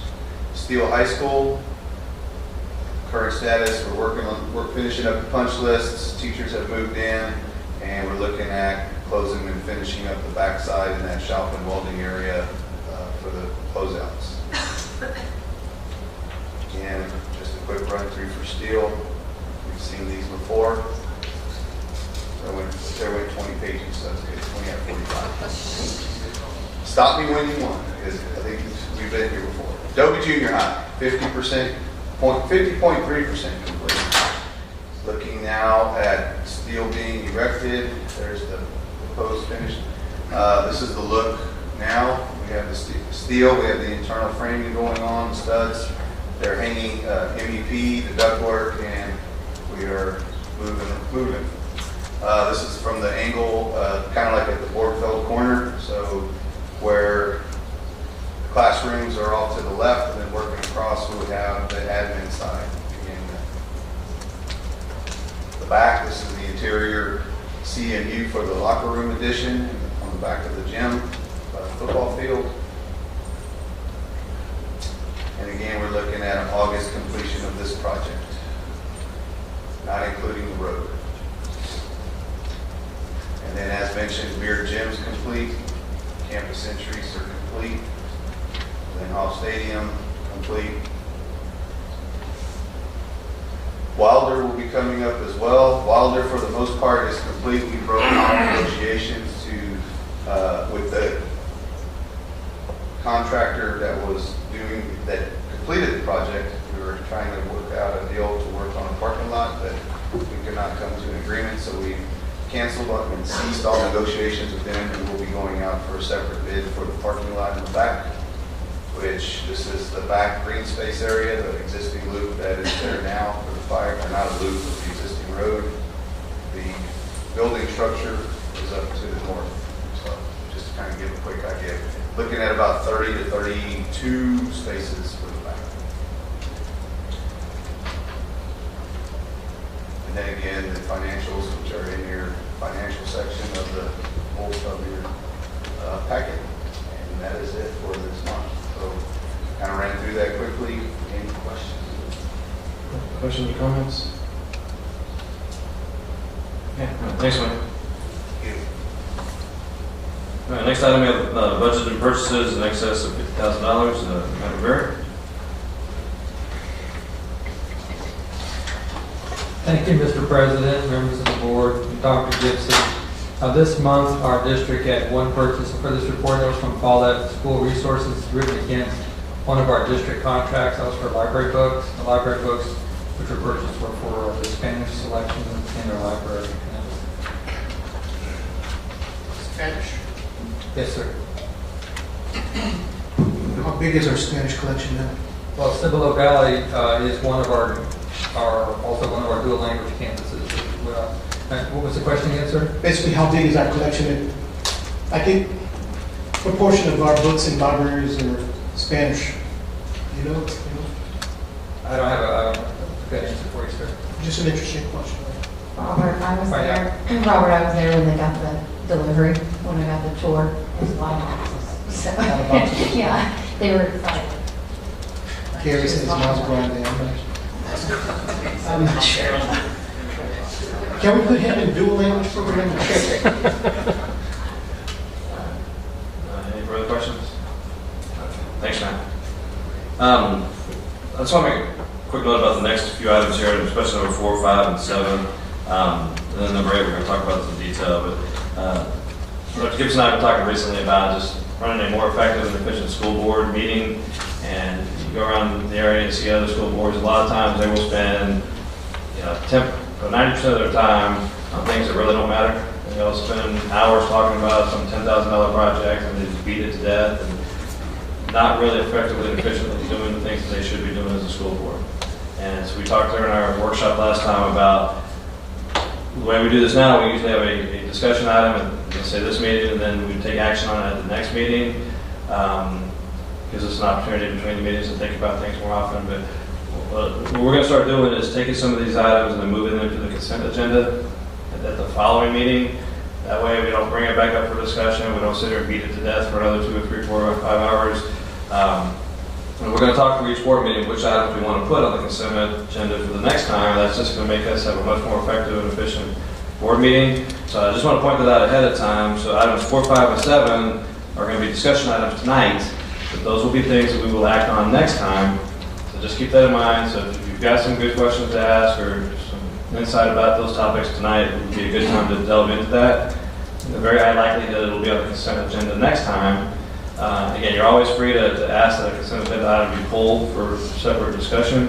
But the goal here is to try to get as many things on that consent agenda as possible, just so we don't take as much time with our board meetings rehashing the same topic we just talked about. So certainly not trying to limit anyone's discussion or questions or whatnot, but just we thought that'd be a more efficient and effective way of going through a board meeting. So, long way of saying, does anyone have any questions or comments about that? Everybody understand? So, I just want to let you know that ahead of time as we go through these items. So, and I'll just to take that opportunity, if you didn't mention number 6, and sometimes we do is not. So sometimes it's good to show not example, so everybody can understand. So on number 6, all Linda's doing tonight is just informing the board about what's coming, and of course those contracts aren't ready and all that. So that would be one that we would not recommend for a consent agenda, so that the full presentation can be made next month. Is that And technically, I've made her presentation for her right now. I guess I just made it, so that's all we've got tonight. So we can go through that one really quick. I was okay with that. And again, Dr. Gibson and I talked about it. Just at the end of each one of these board meetings, we're going to talk about these items. Okay, is everyone okay putting this on the consent agenda for next time? Again, if there's still an item that gives you heartburn, or you really want to give some more thought to it, then great. We can leave it on the action item for next time as well. But we really want to just cut down on the amount of time that we spend on some of these items that are just more or less routine or simple matters. But things that are big, things that are important, we'll certainly put those out there for more discussion if necessary. Okay. Having said that, Wayne, consideration of use of projected bond 2013 project and contingency savings. Do you want to just reference that on that past item? There was a copy of the 10-year plan in the board book also. Yes, sir. I just forgot to Well, no, I saw you introduce yourself up there. So just, there's a 10-year plan that you may want to reference for the conversation that we're having. And I could also pull it up here as well. Okay. Just a little bit of background on this item. As Bond 2013 projects draw to a close, some of these projects are projected to realize savings. Additionally, contingency dollars will be left over and available as well at the end of the program. The purpose of this agenda item is to bring forth the topic of how these project savings and contingency dollars can be utilized in the near future. Currently, the next proposed bond is scheduled to take place in November 2016. Per the 10-year facility master plan, Bond 2016 is to include a new elementary school and renovations and additions to Samuel Clemens High School. Design of these two projects could begin prior to the bond election, enabling projects to begin sooner. Project savings and contingency could be considered as allocations toward the design of these projects. What we've done in the past, just as a reminder, for Elementary 8, which is now Cibolo Valley Elementary, we used remaining bond 2006 dollars to start on the design soon ahead of time, have the design ready, the bond passed, and we were able to move forward at a more quicker pace, so to speak. So just as a reference, wanted to kind of go through the facility master plan as to what the verbiage was talking about. We have the elementary number 9, which number 9 showing. Well, Wayne, I'll go ahead and say it's funny. Ms. Peters took this thing down, and he said if we're replacing Rose Garden and we've started announcing that, or we're about to announce that, then it's really not elementary 9. I just think that's really interesting because this week we had that conversation Twice in and it was 24 our hours. district improvement committee meeting, and so probably at the next community advisory committee, that's what we'll ask them about, just putting Rose Garden replacement on this. But I think it's good for us to make sure the board over the next 30 to 60 days are comfortable with that going out, public. We're ready with that. And I think generally there's a collective, for about 30 seconds, and then it's going to look like Cibolo Valley. Yes. Okay, let's get started. Just to kind of give an idea overall of what's remaining. On the left was the projects in the bond of 2013. So Cibolo Valley Elementary budget $34 million. This is the projected savings potentially realized by the district. We're probably going to have about $1.7 million left in that project account, so to speak. And as you can go down the line, you can see the remaining dollars for Steele High School, about 1.8, 1.9. Adobe, we're still, as we said, is 50% complete, so we're not putting anything there. For contingency, we're looking at approximately about $3 million left once we're done with expenditures out of the contingency account. And then you can see the remaining dollars here. I'd like to draw your attention to the proposed projects down at the bottom of that section there. For Elementary 9 design, the estimated cost just for the designs from our architects were approximately anywhere in the range from $1.5 to $1.7 million needed for design of that project. Then looking at the high school renovation, because of the scope of what we may be anticipating, we're looking at about 2.5 to 2.8. So all in for future design dollars, you're looking at about $4 million to $4.5 million for design of just those two projects. So what we're proposing and for discussion to the board is on the future realization of these projected savings and allocating those towards the future design or the design of the future projects for the bond of 2016. Wayne, this is consistent with what we did at the end of in order to prepare for Cibolo Valley. Right. We used those $6 remaining dollars from the bond of those 2006 and applied those to the design of Cibolo Valley Elementary, which at that time was just Elementary 8 before the bond even took place. So how? Potentially a year of savings, or I mean, not cost, but time savings. We can, I have a model I can share. We have a,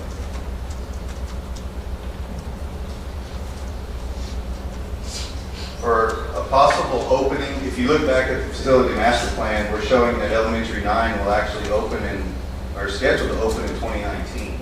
If we were to do this now, we could actually look at moving an accelerated schedule and have it available by 18.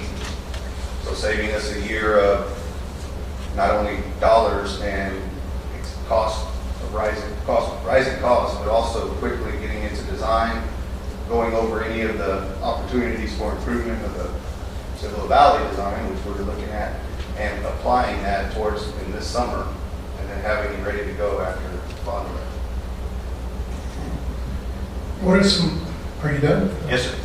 What are some examples of what else the money could be used for? What are some examples that it cannot be used for? Okay, so what we also have is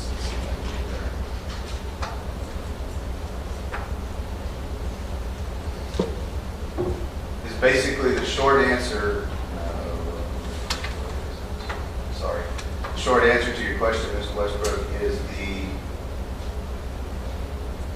projects that were listed right here for our bond of 2013 kind of stays within, or it has to stay within that box. So it can go towards those projects, or as we have done in the past, like we were talking about, applying it towards future design work. Okay. Or even land? Yes, sir. The land is tentatively scheduled to be on the next bond? Yes, sir. I think that's on that one. Yes, sir. And the land, the money we have left over, we can only use that for land, correct? Yes. Like from the last one. Well, yes, about that. I mean, I can't recall the exact cost, but I know we made a concerted effort so that instead of each school has its own unique design, which I know the public gets upset because now you're spending more money just to design schools, and why not just make a prototype and then use that on future campuses? And I think we've been doing that. So does that fit into what you're talking here about the cost of? So if you're talking about design at this level, what are we talking about then, since we already have a prototype? A shortened design frame. Elementary 8, the design was roughly about a year and 2 months, 14 months. This cuts it down to approximately 5 to 6 months. Because we site adapted for the location of where we're going. We might have to work on moving a few things in that building and redoing a little bit of redesign and having some savings under that point. Colors. Well, colors, and depending on the site, if it's not as long as what elementary school 8 is on, we might have to condense it. We have to go through all that site study. So that'll be based on that. I know they were doing a feedback on changes. So that's included in how much that would cost in that 1 point whatever. That's the rough estimate. Yes, we're taking that into account. Okay. What the main crux of this was is we are taking the basic assumption that we are going to use that elementary 8, Cibolo Valley Elementary, as the foundation for the next elementary school, unless something terribly is wrong with it. I hate to even ask this scenario, but there's always a possibility that the bond doesn't pass. Yes, I hate to say that here in this district, but then what? Well, elementary 9 and Plymouth renovation. I guess big picture, does that design for that to then be used as some future? We're obviously going to need new schools. We know one's going to question that. It's just a matter of time. But just if for whatever reason it fails, I mean, you basically put that in a box somewhere and wait another year or two. And yes, sir. That's kind of what we did with elementary 8. We got the design ready and it was sitting on a shelf for months before the bond election happened. Same concept could happen here. Just move the items down for half a year if you want to go May or if you want to go November of the following year. Any questions? That's a good question, and it validates having such strong participation with that community advisory committee, because these are the projects that we've put in the queue, and So that's a really good question. Let's say it didn't pass. Those are still projects, that we've put in the queue for the next projects. And it's been validated, consistently monthly on those. And I guess to Robert's question, so you guys have evaluated this, we've got X amount of dollars left over. These are the top two things that you guys have concluded that we should use a certain amount of that money for. Yes. Did y'all consider any other choice from 3 and 4 or 5, or were these pretty much the first two right off the bat? Those are coming to the board 3, 4, and 5. Eventually. Eventually, yes. Okay. It's just that we don't gain the timing if we don't go ahead and act on it. What we're trying to do is get ahead of it right now so that we can start communicating to an architect firm and start negotiating, or to the architect firm. LPA would be the elementary school design, and we would start going through this in a quicker manner. Jerry? Wayne, do you feel that for that one line item on contingency dollars that we have in the document, lines up specifically to steel and Adobe? And I know Adobe's, been timing, but as far as the dollars go, we're feeling like that we're going to be okay with having some of those contingency dollars left over, I guess, in my question. Yes. Specifically on that. Yes. The quick answer, yes. We feel that out of this contingency amount, we'll still have to do the Borderville road improvements and then anything else to kind of get us through the Adobe project. I don't see us blowing $3 million. So, I think we're going to realize those potential savings. Those would be the things, to Mr. Chairman's question, that we would be bringing back. Once that's a little firmer, that number, then we'll be bringing that back to the board.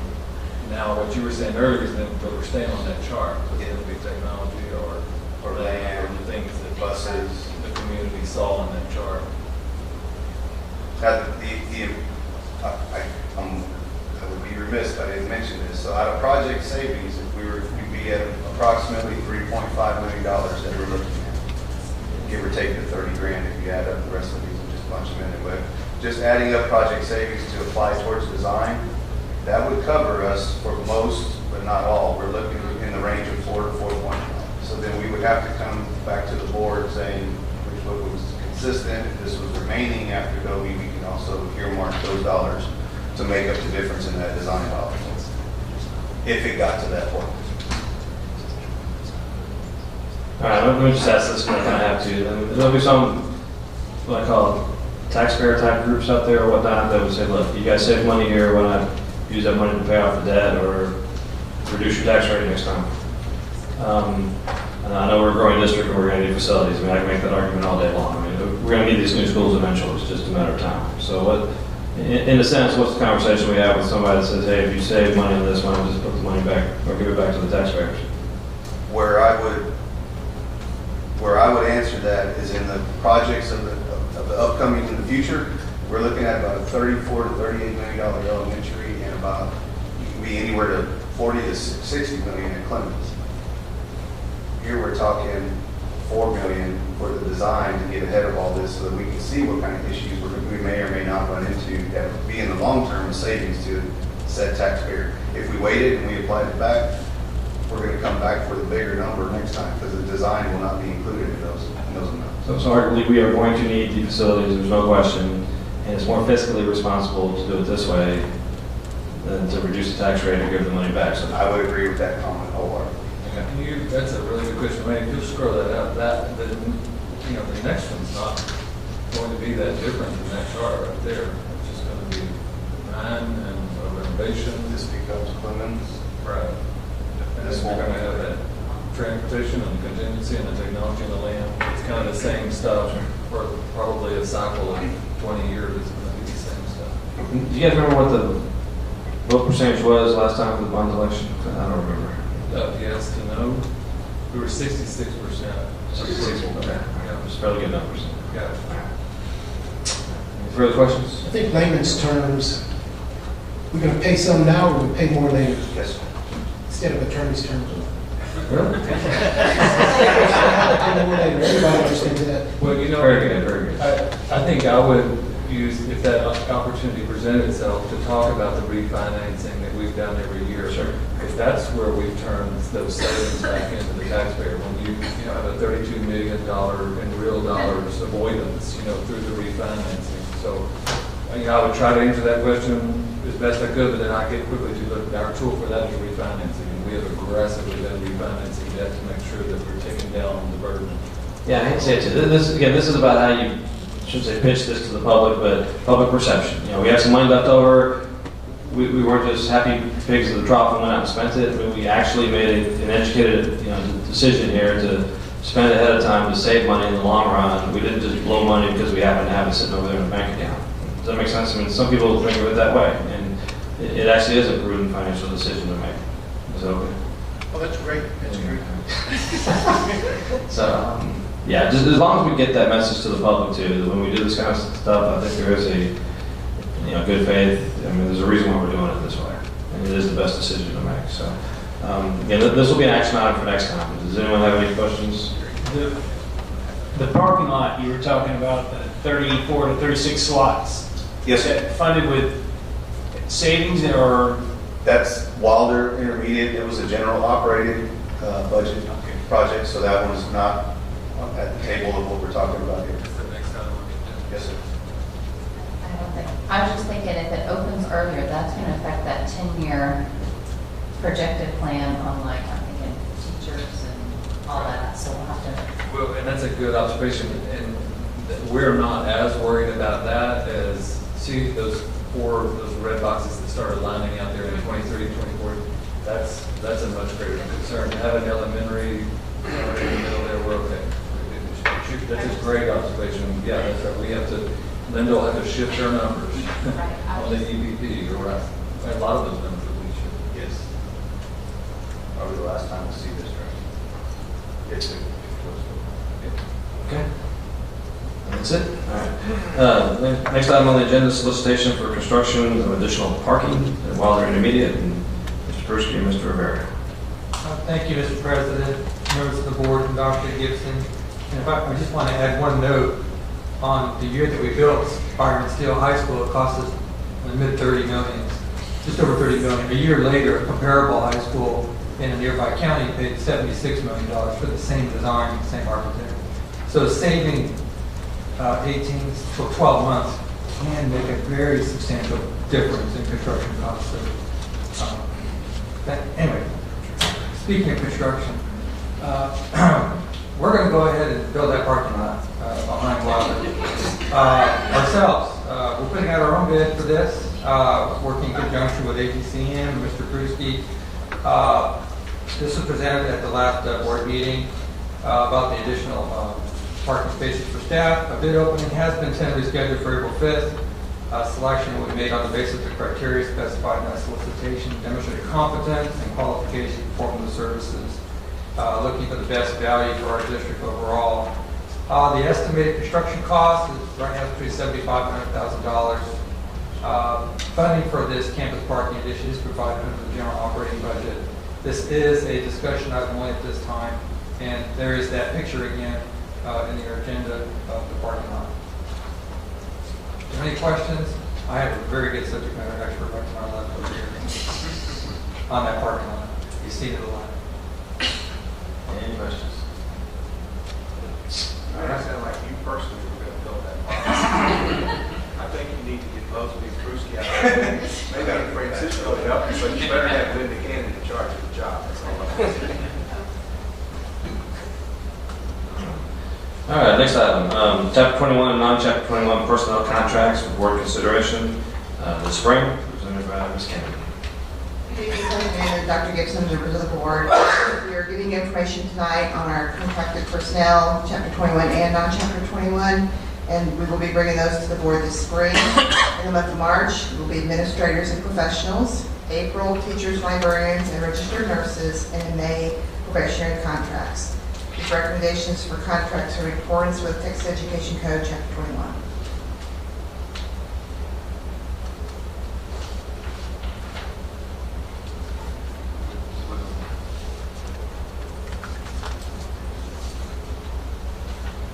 Any board members have any questions about that? All right, good.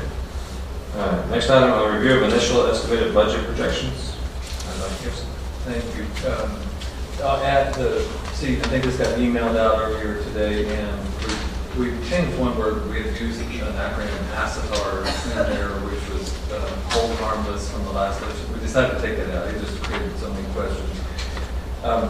And it doesn't necessarily change the meaning of that paragraph, but if I may take just a few minutes here, I'm going to read the first introduction and look at that first chart and then just scan the rest, just to make sure or see if this generates any questions. But since 2011, most Midwest school districts in Texas asked local voters to approve a tax ratification election in order to help with maintenance and operation costs. Additionally, many fast-growth school districts have held TREs in order to assist with student growth demands. SCUC is both a Midwest and a fast-growth district and has not asked for a tax ratification election. We've balanced our budget annually since 2011 by staying very lean in the following ways, and this is just a partial list, not an exhaustive list.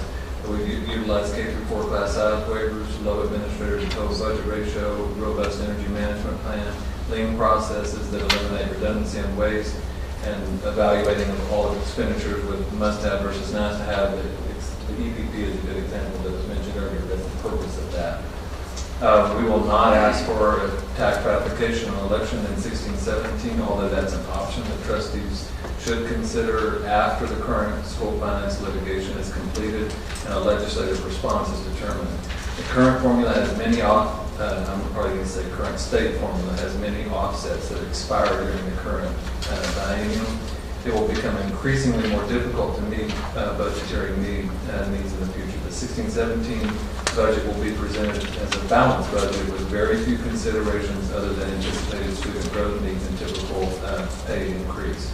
Now, there's the projected chart, what we did last year, and Peggy's just kind of mastered this now. If you, I don't know if somebody might dig out an old budget parameter memo, but if you think about it, 15-16 last year was projected, and then it became actual at the last vote. So that 15-16 now, we've changed this to the actual budget, what the board approved, at the very last, not the first chart, but the first list that was on the first memo, but what was actually approved. So you see about a $5 million projected increase, about a 5% projected increase in taxable value. And again, we're demonstrating here that we intend for this to be presented as a balanced budget, basically. These numbers may change on the far right column slightly, Peggy, as revenue estimates perhaps go up. But what we would promise you is that on the budget total number down to the bottom, the revenue total, those will be the same. Does that make sense? If one of those goes up, and the other one will be a balanced budget. All right, now I'm not reading, but just scanning through some of the estimates that we receive, about $400,000 military impact pay, $2 million change for IDEA, $1 million and change on title, and we're happy to say that we're projecting about $500,000, almost $500,000 for our Schertz initiative, brand new this year. It's good to see that in the plus column, not in the minus column. State aid, we're estimating will only increase due to student growth. The school finance lawsuit is still pending. I spoke with Representative Kimple yesterday and had a glance at this. He felt like the memo and that bullet was, he felt very comfortable with us putting this in here. Some people are going to say, I heard today, I was at a meeting with superintendents and I heard the lawsuits come in and, this is all going to get fixed. And, it's Texas and oil is $20 a barrel, that period. And you still live in Texas and I think we said earlier, we have 3 branches of government at our state capital, but they all live in Texas. Oil is at $20 a barrel. They're not going to, typically, our judicial branch will not put the gun to the head of our legislative branch if there are not dollars there to help. They just won't. They're not going to back them to a corner. So having said all of that, I want to point out that we are projected to grow about 3.7%. So we're looking at 15,680. So we won't hit 16,000 students until the year after next. We'll maintain our tax rate at $1.04 on M&O, 45 cents a bond. We added a chart, some feedback from our community advisory. Thought that was kind of interesting to just look at the top 10 taxpayers. So we added that chart in there. We did mention our EPP, the expenditure projection plan, and how we're trying to project those out. We added a column to our staffing ratios. This does not mean that every classroom is exactly at that. Ms. Cannon just takes the grand total projection for each classroom, and you guys get another report on when we're 1 over whatever. I think last week we finally did add a teacher at Cibolo Valley, I believe. We did. Second grade. So we added a second grade teacher last week, and we typically get in really tight contact with the principal because sometimes it's 1 or 2 over, you guys are saying, well, hold on, let's don't disrupt the whole grade level. But at that point, I think it had gotten... Continuing to grow. Right, it had gotten substantial. 5 or 6 over, continuing to grow. Yeah, 5 or 6 over at the ratio and continue to grow. And no surprise at Cibolo Valley Elementary, where 63% of all the construction in our district is occurring within their boundary. So we do add staff positions during the year, I guess is my point. I want to note on here in the staffing ratio, there are several campuses that are hitting some targets on the guidelines. And by the way, we emphasize guidelines. We might want to put it all caps. I think some think, well, that's just an automatic, it's now that. But in that case, that in many cases the principals are saying, whoa, wait a minute, don't do that. We don't want to change all our classrooms just yet. Just stay in contact with us.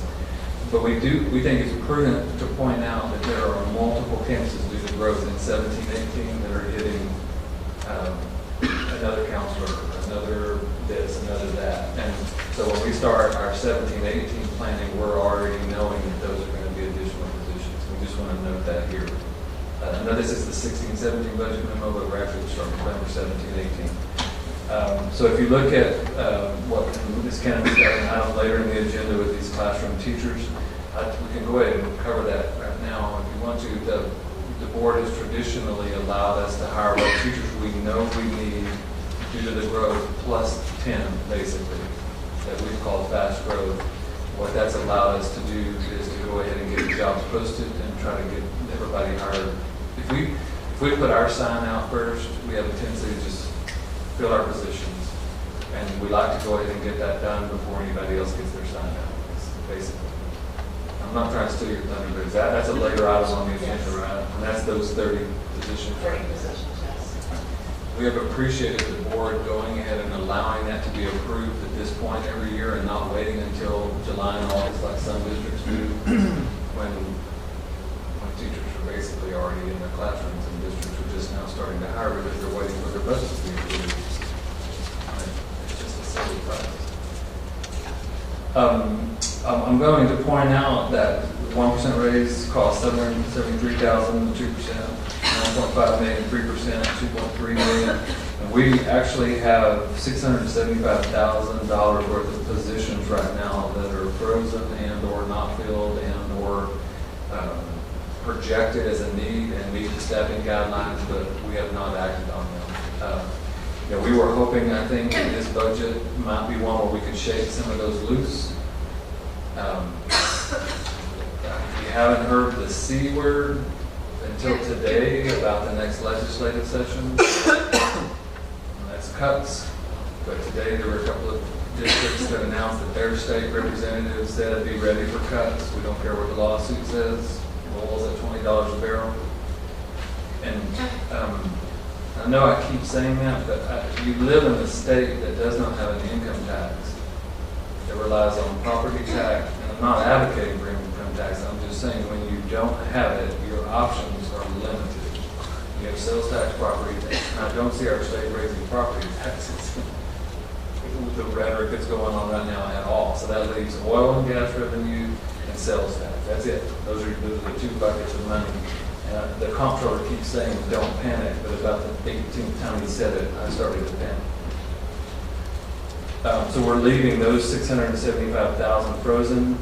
Ms. Cannon and her staff, in conjunction with finance, always put the chart in there. We really appreciate that. Is it going to be updated beyond this, or did you get it? It's updated. You got it. Okay. Thank you. I didn't know that. And then the back page is really a summary of the things that I said about the lawsuit and all that. So I won't read that. Anyway, there it is. When you're doing the projected general operating budget increase, it's $5.5 million. Revenue sources increased by what, 100, another 5 million? Or less, 145, 933, 447.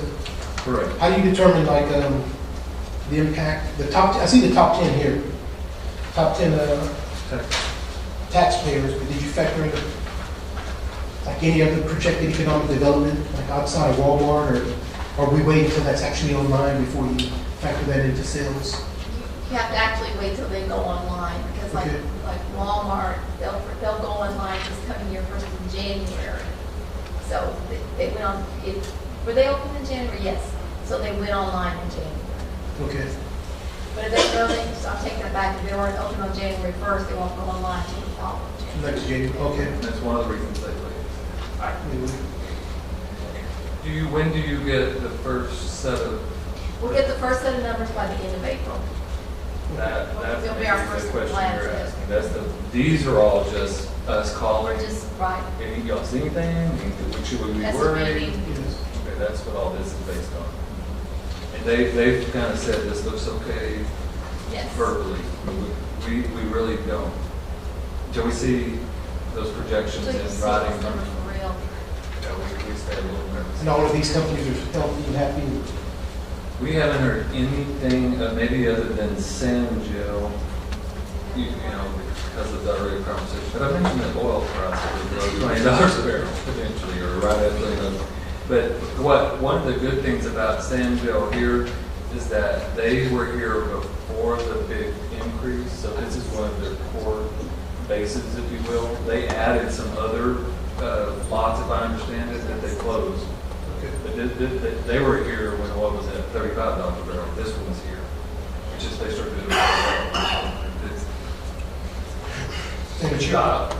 Mr. Westbrook, it's a good question. And if Peggy preaches this to us at any given time, if one is all of a sudden gone, of these, you know, those can have a penny implication. That does get scary.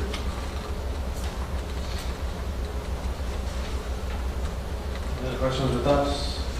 Yeah, this is just, I appreciate you guys doing this, and the budget doesn't get truly done until the summer as far as us voting for it, but this is for us to give some head nods and some guidance to the staff about where we think it's okay to go, and you know, we're not approving any of this, but they are taking the assumption that if we're not in their heads, they're not objecting, that they're moving forward. So by the time the summer gets here, this becomes a budget. All right, so if anyone has any objections or think that they're not on track or whatnot, I mean, now would be the time to say it, not wait till June or July to bring up objections or whatnot. So, any questions? We appreciate you saying that very much. This will be a monthly conversation probably, but and I think we will ask the board to approve the memo, but all we really emphasize in the motion, it's just approving the memo. That's all you're doing. I think tomorrow, Ed, we were going to blog just the front page and the back page, not all this stuff in between, if that makes sense. So just these kind of introductory concepts to just let the public start seeing, hey, we're already planning for next year. Sure. The only thing that I would add is that after having a meeting today with the Cibolo Police Department and looking at the increased calls for both our department and their department and the increase in the new school and the addition of students, I would ask that we reconsider the addition or the possible addition of SROs for both cities. Yeah, you know, on that point, there's $675,000 of unfilled positions already on the books, and you know, so I guess we're going to have to make a decision that those two are more important than the 40 or so that are listed right there. I guess that's one way to look at it. So, and so it's not a no, but I mean, they're in the midst of a pretty healthy little list of requests. And I would think student safety, you know, probably is considered differently. Back to that nice to have, need to have, you know, we've done a lot of that this year, trying to bring this budget in. Good. And I think both cities will have an opportunity to provide some rationale for that. Yeah, I would say as far as the statistic that y'all looked at, is that something that the district itself has? We can provide it, I'm sure. I know we're getting together on our side, and I think Civil will have our conversation is too. And it just, without going into all the detail, I think it shows the increased call loads over the last 4 years, the amount of calls and the frequency of them being on campus, and the fact that we're now having to use patrol officers to help supplement just because we can't respond to some of the calls. Right. So. Ms. Cannon, those 30 are just really for the increase in students, isn't it?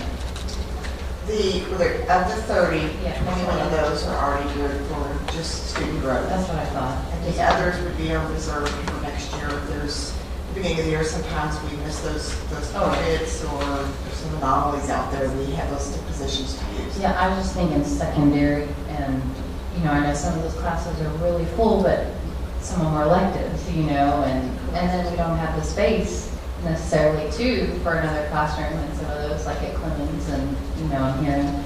So I knew if we had another teacher, we may have no place to put them in that period. Some of those projections would be for secondary. Okay.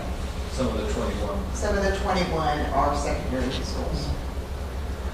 About half, actually. Well, no, I was just thinking, I was just trying to wrap my head around those 30 that we need, so I knew it was probably because of student increase as well. The 9 are positions that are approved, just so we don't have to come back. I just want to make sure they're not people sitting in a room somewhere drawing a salary. They're right. Right. We don't. Yeah. So we just maintain those positions, and then that way we don't have to just come back to the board, come back to the board, come back to the board every time it pops out. And quite frankly, we can get the job posted and hired sometimes within a 30-day cycle. So from board meeting to board meeting, we already have them in place in teaching school.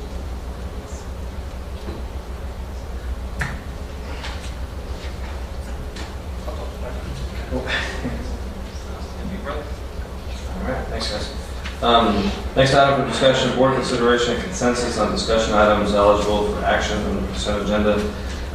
Just real briefly, I talked a little bit about this earlier, but again, the whole idea, technically speaking, we do not have to have a consent agenda. It's not a requirement. It's just a tool that you can use to help get you through a board meeting a little bit more efficiently.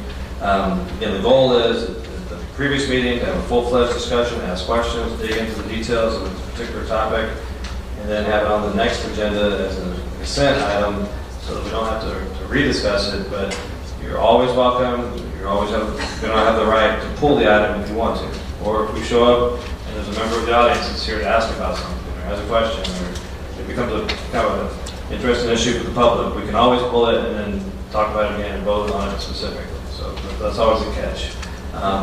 So tonight's meeting again, items 4, 5, and 7. I believe it is. We have a little handout here that talks about this as well.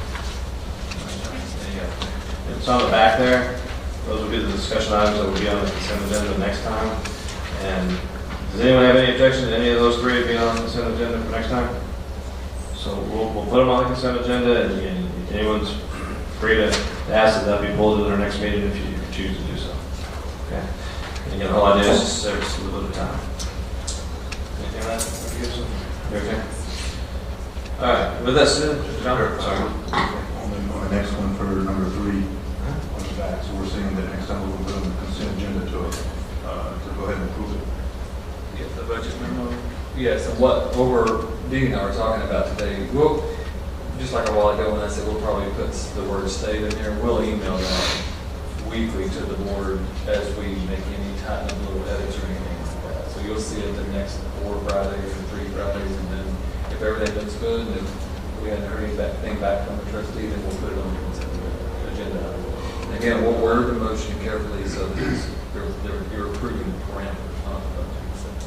Yeah, that's why I'm reiterating. We don't approve the budget itself until the summer. And, like you're saying this, but technically, even if we approve this parameter right now, and the board in this sense still has the prerogative to change course throughout as we move forward. And this is what I'm saying. We're trying to give guidance to the administration on moving forward and hopefully locking it in so they can then do their jobs. But we ultimately do not vote for the full budget until the summertime.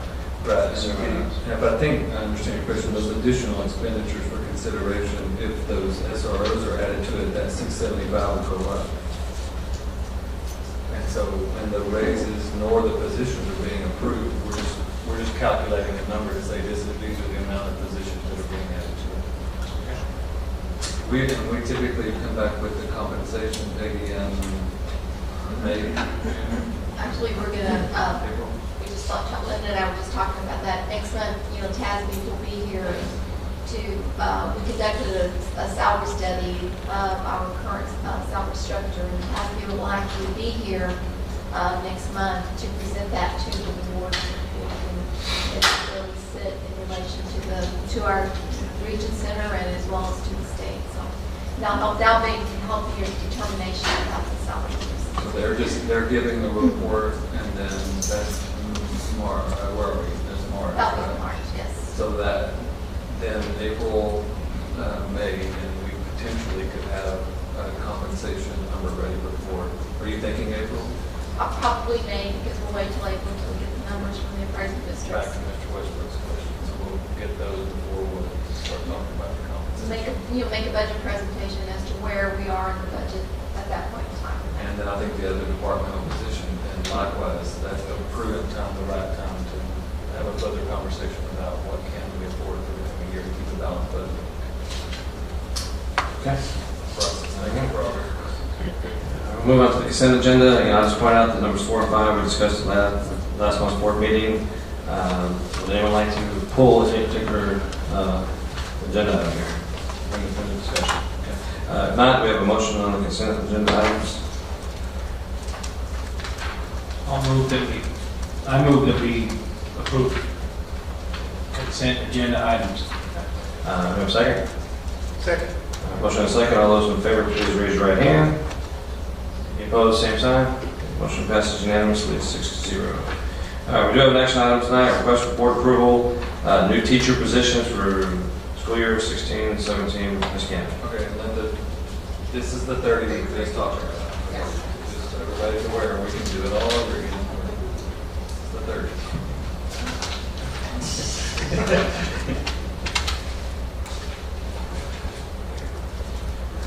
Does anyone have any additional questions? If not, do we have a motion on this agenda item?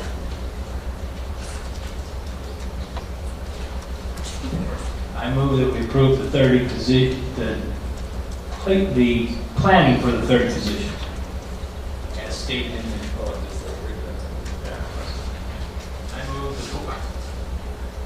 I move the Board of Trustees approve the detached new teacher positions list from 2016-2017 school year. Second.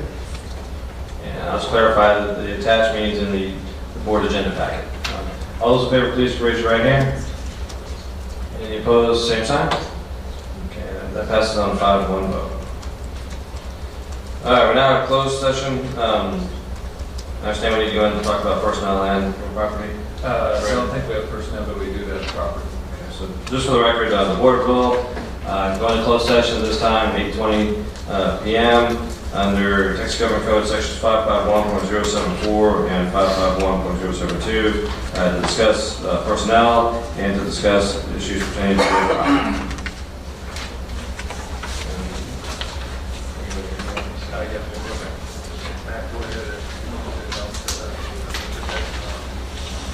Or do you need the projector or do you have those?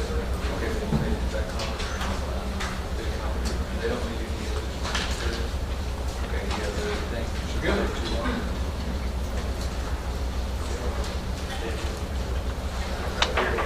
All the job, OKC right here. You know something? Not wait. 8:58 p.m. The only items that were discussed in closed session for the Texas Government Code were items pertaining to real property as well as personnel issues. We'll now go back to the action items for 14A. It looks like we have a request for board action, employment of contractual personnel by Ms. Cannon. Positions on the employment list as presented in closed session are replacing and filling new budgeted positions for the 2015-16 school year. Do we have a motion? Move that the Board of Trustees approve the employment list as presented of contractual personnel for the 2015-2016 school year. I'll second. We have a motion and a second. All those in favor, raise your right hand. Any opposed, same sign. Motion passes unanimously. Now, the item that this gentleman here in the back has been waiting for all night. We appreciate you being here. Request for board action, confirmation of special education director, and approval of contract change. Ms. Cannon. This position as special education director is replacing a budgeted position for the 15-16 school year and confirming the reassignment of this director. Questions or comments? We have a motion. I move that the Board of Trustees confirm the reassignment of Kim Williams to the position of Special Education Director and approve the contract change associated with the reassignment for the 2015-2016 school year. I'll second it. A motion and a second. All those in favor, raise your right hand.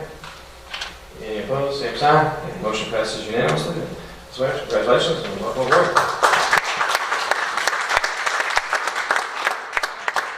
I have to say we've heard some very good things, and superintendent and staff have been highly impressed with what you've been able to do so far in the district, and certainly welcome you to the team.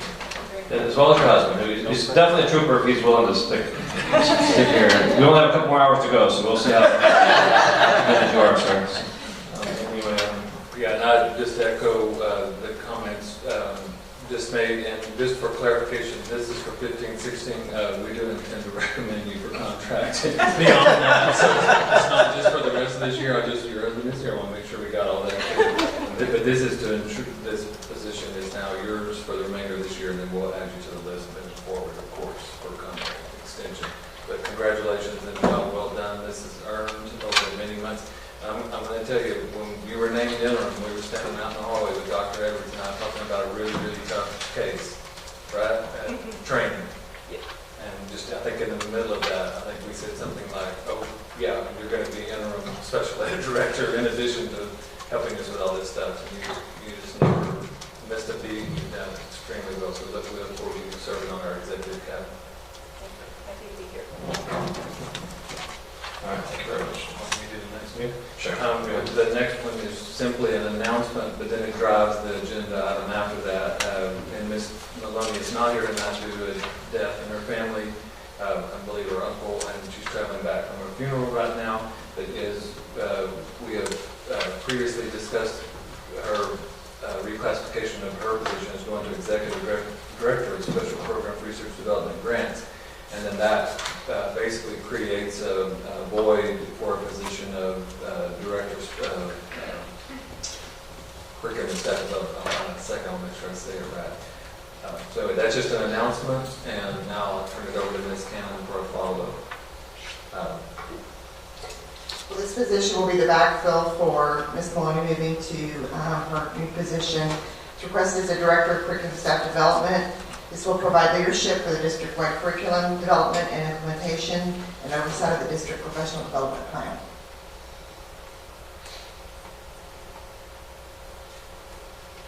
Any questions or comments? All right, do we have a motion on that item? I move that the Board of Trustees approve the attached new position for the 2015-2000 school year, which is the Director of Curriculum and Staff Development. You want a second? I'll second it. All right, motion and a second. All those in favor, raise your right hand. Any opposed, same sign. Motion passes 6-0. All right. Last item we have is board meeting items to review. Review of the board master calendar and request for future discussion and action items. David, you in a good position to talk about the calendar? Yes. February, let's see, we're already in the 18th, and we have a regular board meeting tonight at 6 p.m. Scheduled to be over with in 3 hours. And I'm sure we will, as long as I talk. Okay, change that 4 hours. Let's see. On the 23rd, which is next Tuesday, we have a 6:30 p.m. Cibolo City Council meeting. And the end of next week, we have TASB Winter Conference and Legal Seminar. I believe that's in Corpus. Is anyone else registered to go? I was going to go just Friday and Saturday. It's pretty good. You know, first, you know, you've not been. It's pretty good. There won't be any president candidates speaking, but you know, it's always good. And if Gary's there, you can expect to find him something. March 1st, because he never has any money. March 1st, Tuesday, we have Schertz, City of Universal City. Council meeting, 6:30 p.m. And I can go into March, the rest of March. Second, bear with me. March 8th, we have Tri-County Chamber, I believe that is, at 11:30 a.m. Is that at Blue Bonnet House? All right, 6 p.m. at Schertz City Council and 6:30 at Cibolo City Council on the same evening. And on the 10th, we have 6:30 p.m. Selma City Council. And then the 11:30 Schertz Chamber on the 15th. I'm sorry, and that is District Spring Break, but I believe we have a group that's going to be presenting at the Schertz Chamber at 11:30, and then 5 p.m. is Race to the Taste. I believe that's at Rotama. And I know Mr. Inman and Dr. Pardon me, I'm speaking. Dr. Gibson and Mr. Inman are going to be judges. And did you get the third person yet? The other person we're working on? Oh, Mr. Westbrook? I thought I put in, Yes, but I didn't know if you I are got down for. I'm the third or fourth? You are the third. I'm the third. Okay, so we have someone, so I think we have everybody there. Good. 6:30 p.m. on the 22nd of March is Cibolo City Council. 6 p.m. on the 24th is our regular board meeting. But I think we're going to have to cancel that because Ms. Ekstrom won't be here. And then on April 1st is a very fine event. Please participate, give your money, whatever. The Education Foundation Golf Tournament at Olympia Hills. It's a great event. If you have not been, you need to go. Wonderful event. And that gets us through March. I think that's enough. Okay. Does anyone have any questions on the calendar? Anything else? Amy? No, I was just asking them if we talk about the school activities being, I basically know what's going on. Do you want to talk about that? Yeah, the school activities calendar, did you send out at the end of the last meeting? We talked about sending out, it doesn't look like you did. So, at the end of this meeting, the campuses, at the end of last month, we said we needed to make sure that we got those. It was at the workshop. Thank you, Mr. Okay. That the trustees are going to start monitoring that, so we need to make sure that it's updated. It was out of date the last time we looked at it. Just so we know, like, I don't know when field days are and things like that, so we could show up. Okay. For some of those. All right. And yeah, I encourage the board members. One of the goals we wanted to have this year is just to be out in the public and let folks know we're thinking of them, so to speak. So just keep in mind, keep track, send DD updates on where you're going, what you're doing. And it is kind of impressive to look at the end of the month how many different events we've all gone to. So I appreciate that. On the website, very transparent. I think that's impressive. Okay. Does anyone have any items for future agenda? I know last year I spoke to Mr. Finley about it. May is the Teacher Appreciation Month. I don't know if we're going to generate a letter of appreciation. Next month is March, then April, next May will be here. So we need to probably. Historically, I mean, I didn't even know it was Teacher Appreciation Month. Is that, we done something on like campus by campus level, I would assume? Usually the campus principals and then also all the PTCs is when they acknowledge it. Some schools move their teacher appreciation, but it's mostly all in May. Are we going to, do you want to come up with something for next month to just sign off on? Or? No, it's just maybe people can come up with their own suggestions and we can talk about it over the next couple of months. Mm-hmm. Yeah, that's a good idea. Too bad. Anything further, John? I was just going to add, as the reigning Schertz chili champion, March 11th, I'm going against the head-to-head with the Clemens High School reigning chili champion for the determination of who's going to be the chili champion for the area. So that'll be March 11th. I think it's all over Twitter, Facebook, and every other thing. So where and how do you, where is this going to be? It's going to be at Clemens. I don't know the details. They made a brochure or something for it, but it's going to be a sad day for them. So I'm going to come there for support. Yeah, keep us posted on when that happens. All right. Anything else, brother? Anything else? All right. With that, we'll go ahead and adjourn. And so, Williams, if you want to come up and meet you as well, I mean, you guys are a team and appreciate it. And, Ms. Williams, can't promise you we'll get you a better seat. You have your stuff coming to the wall for you for the time being. Speaking of dogs.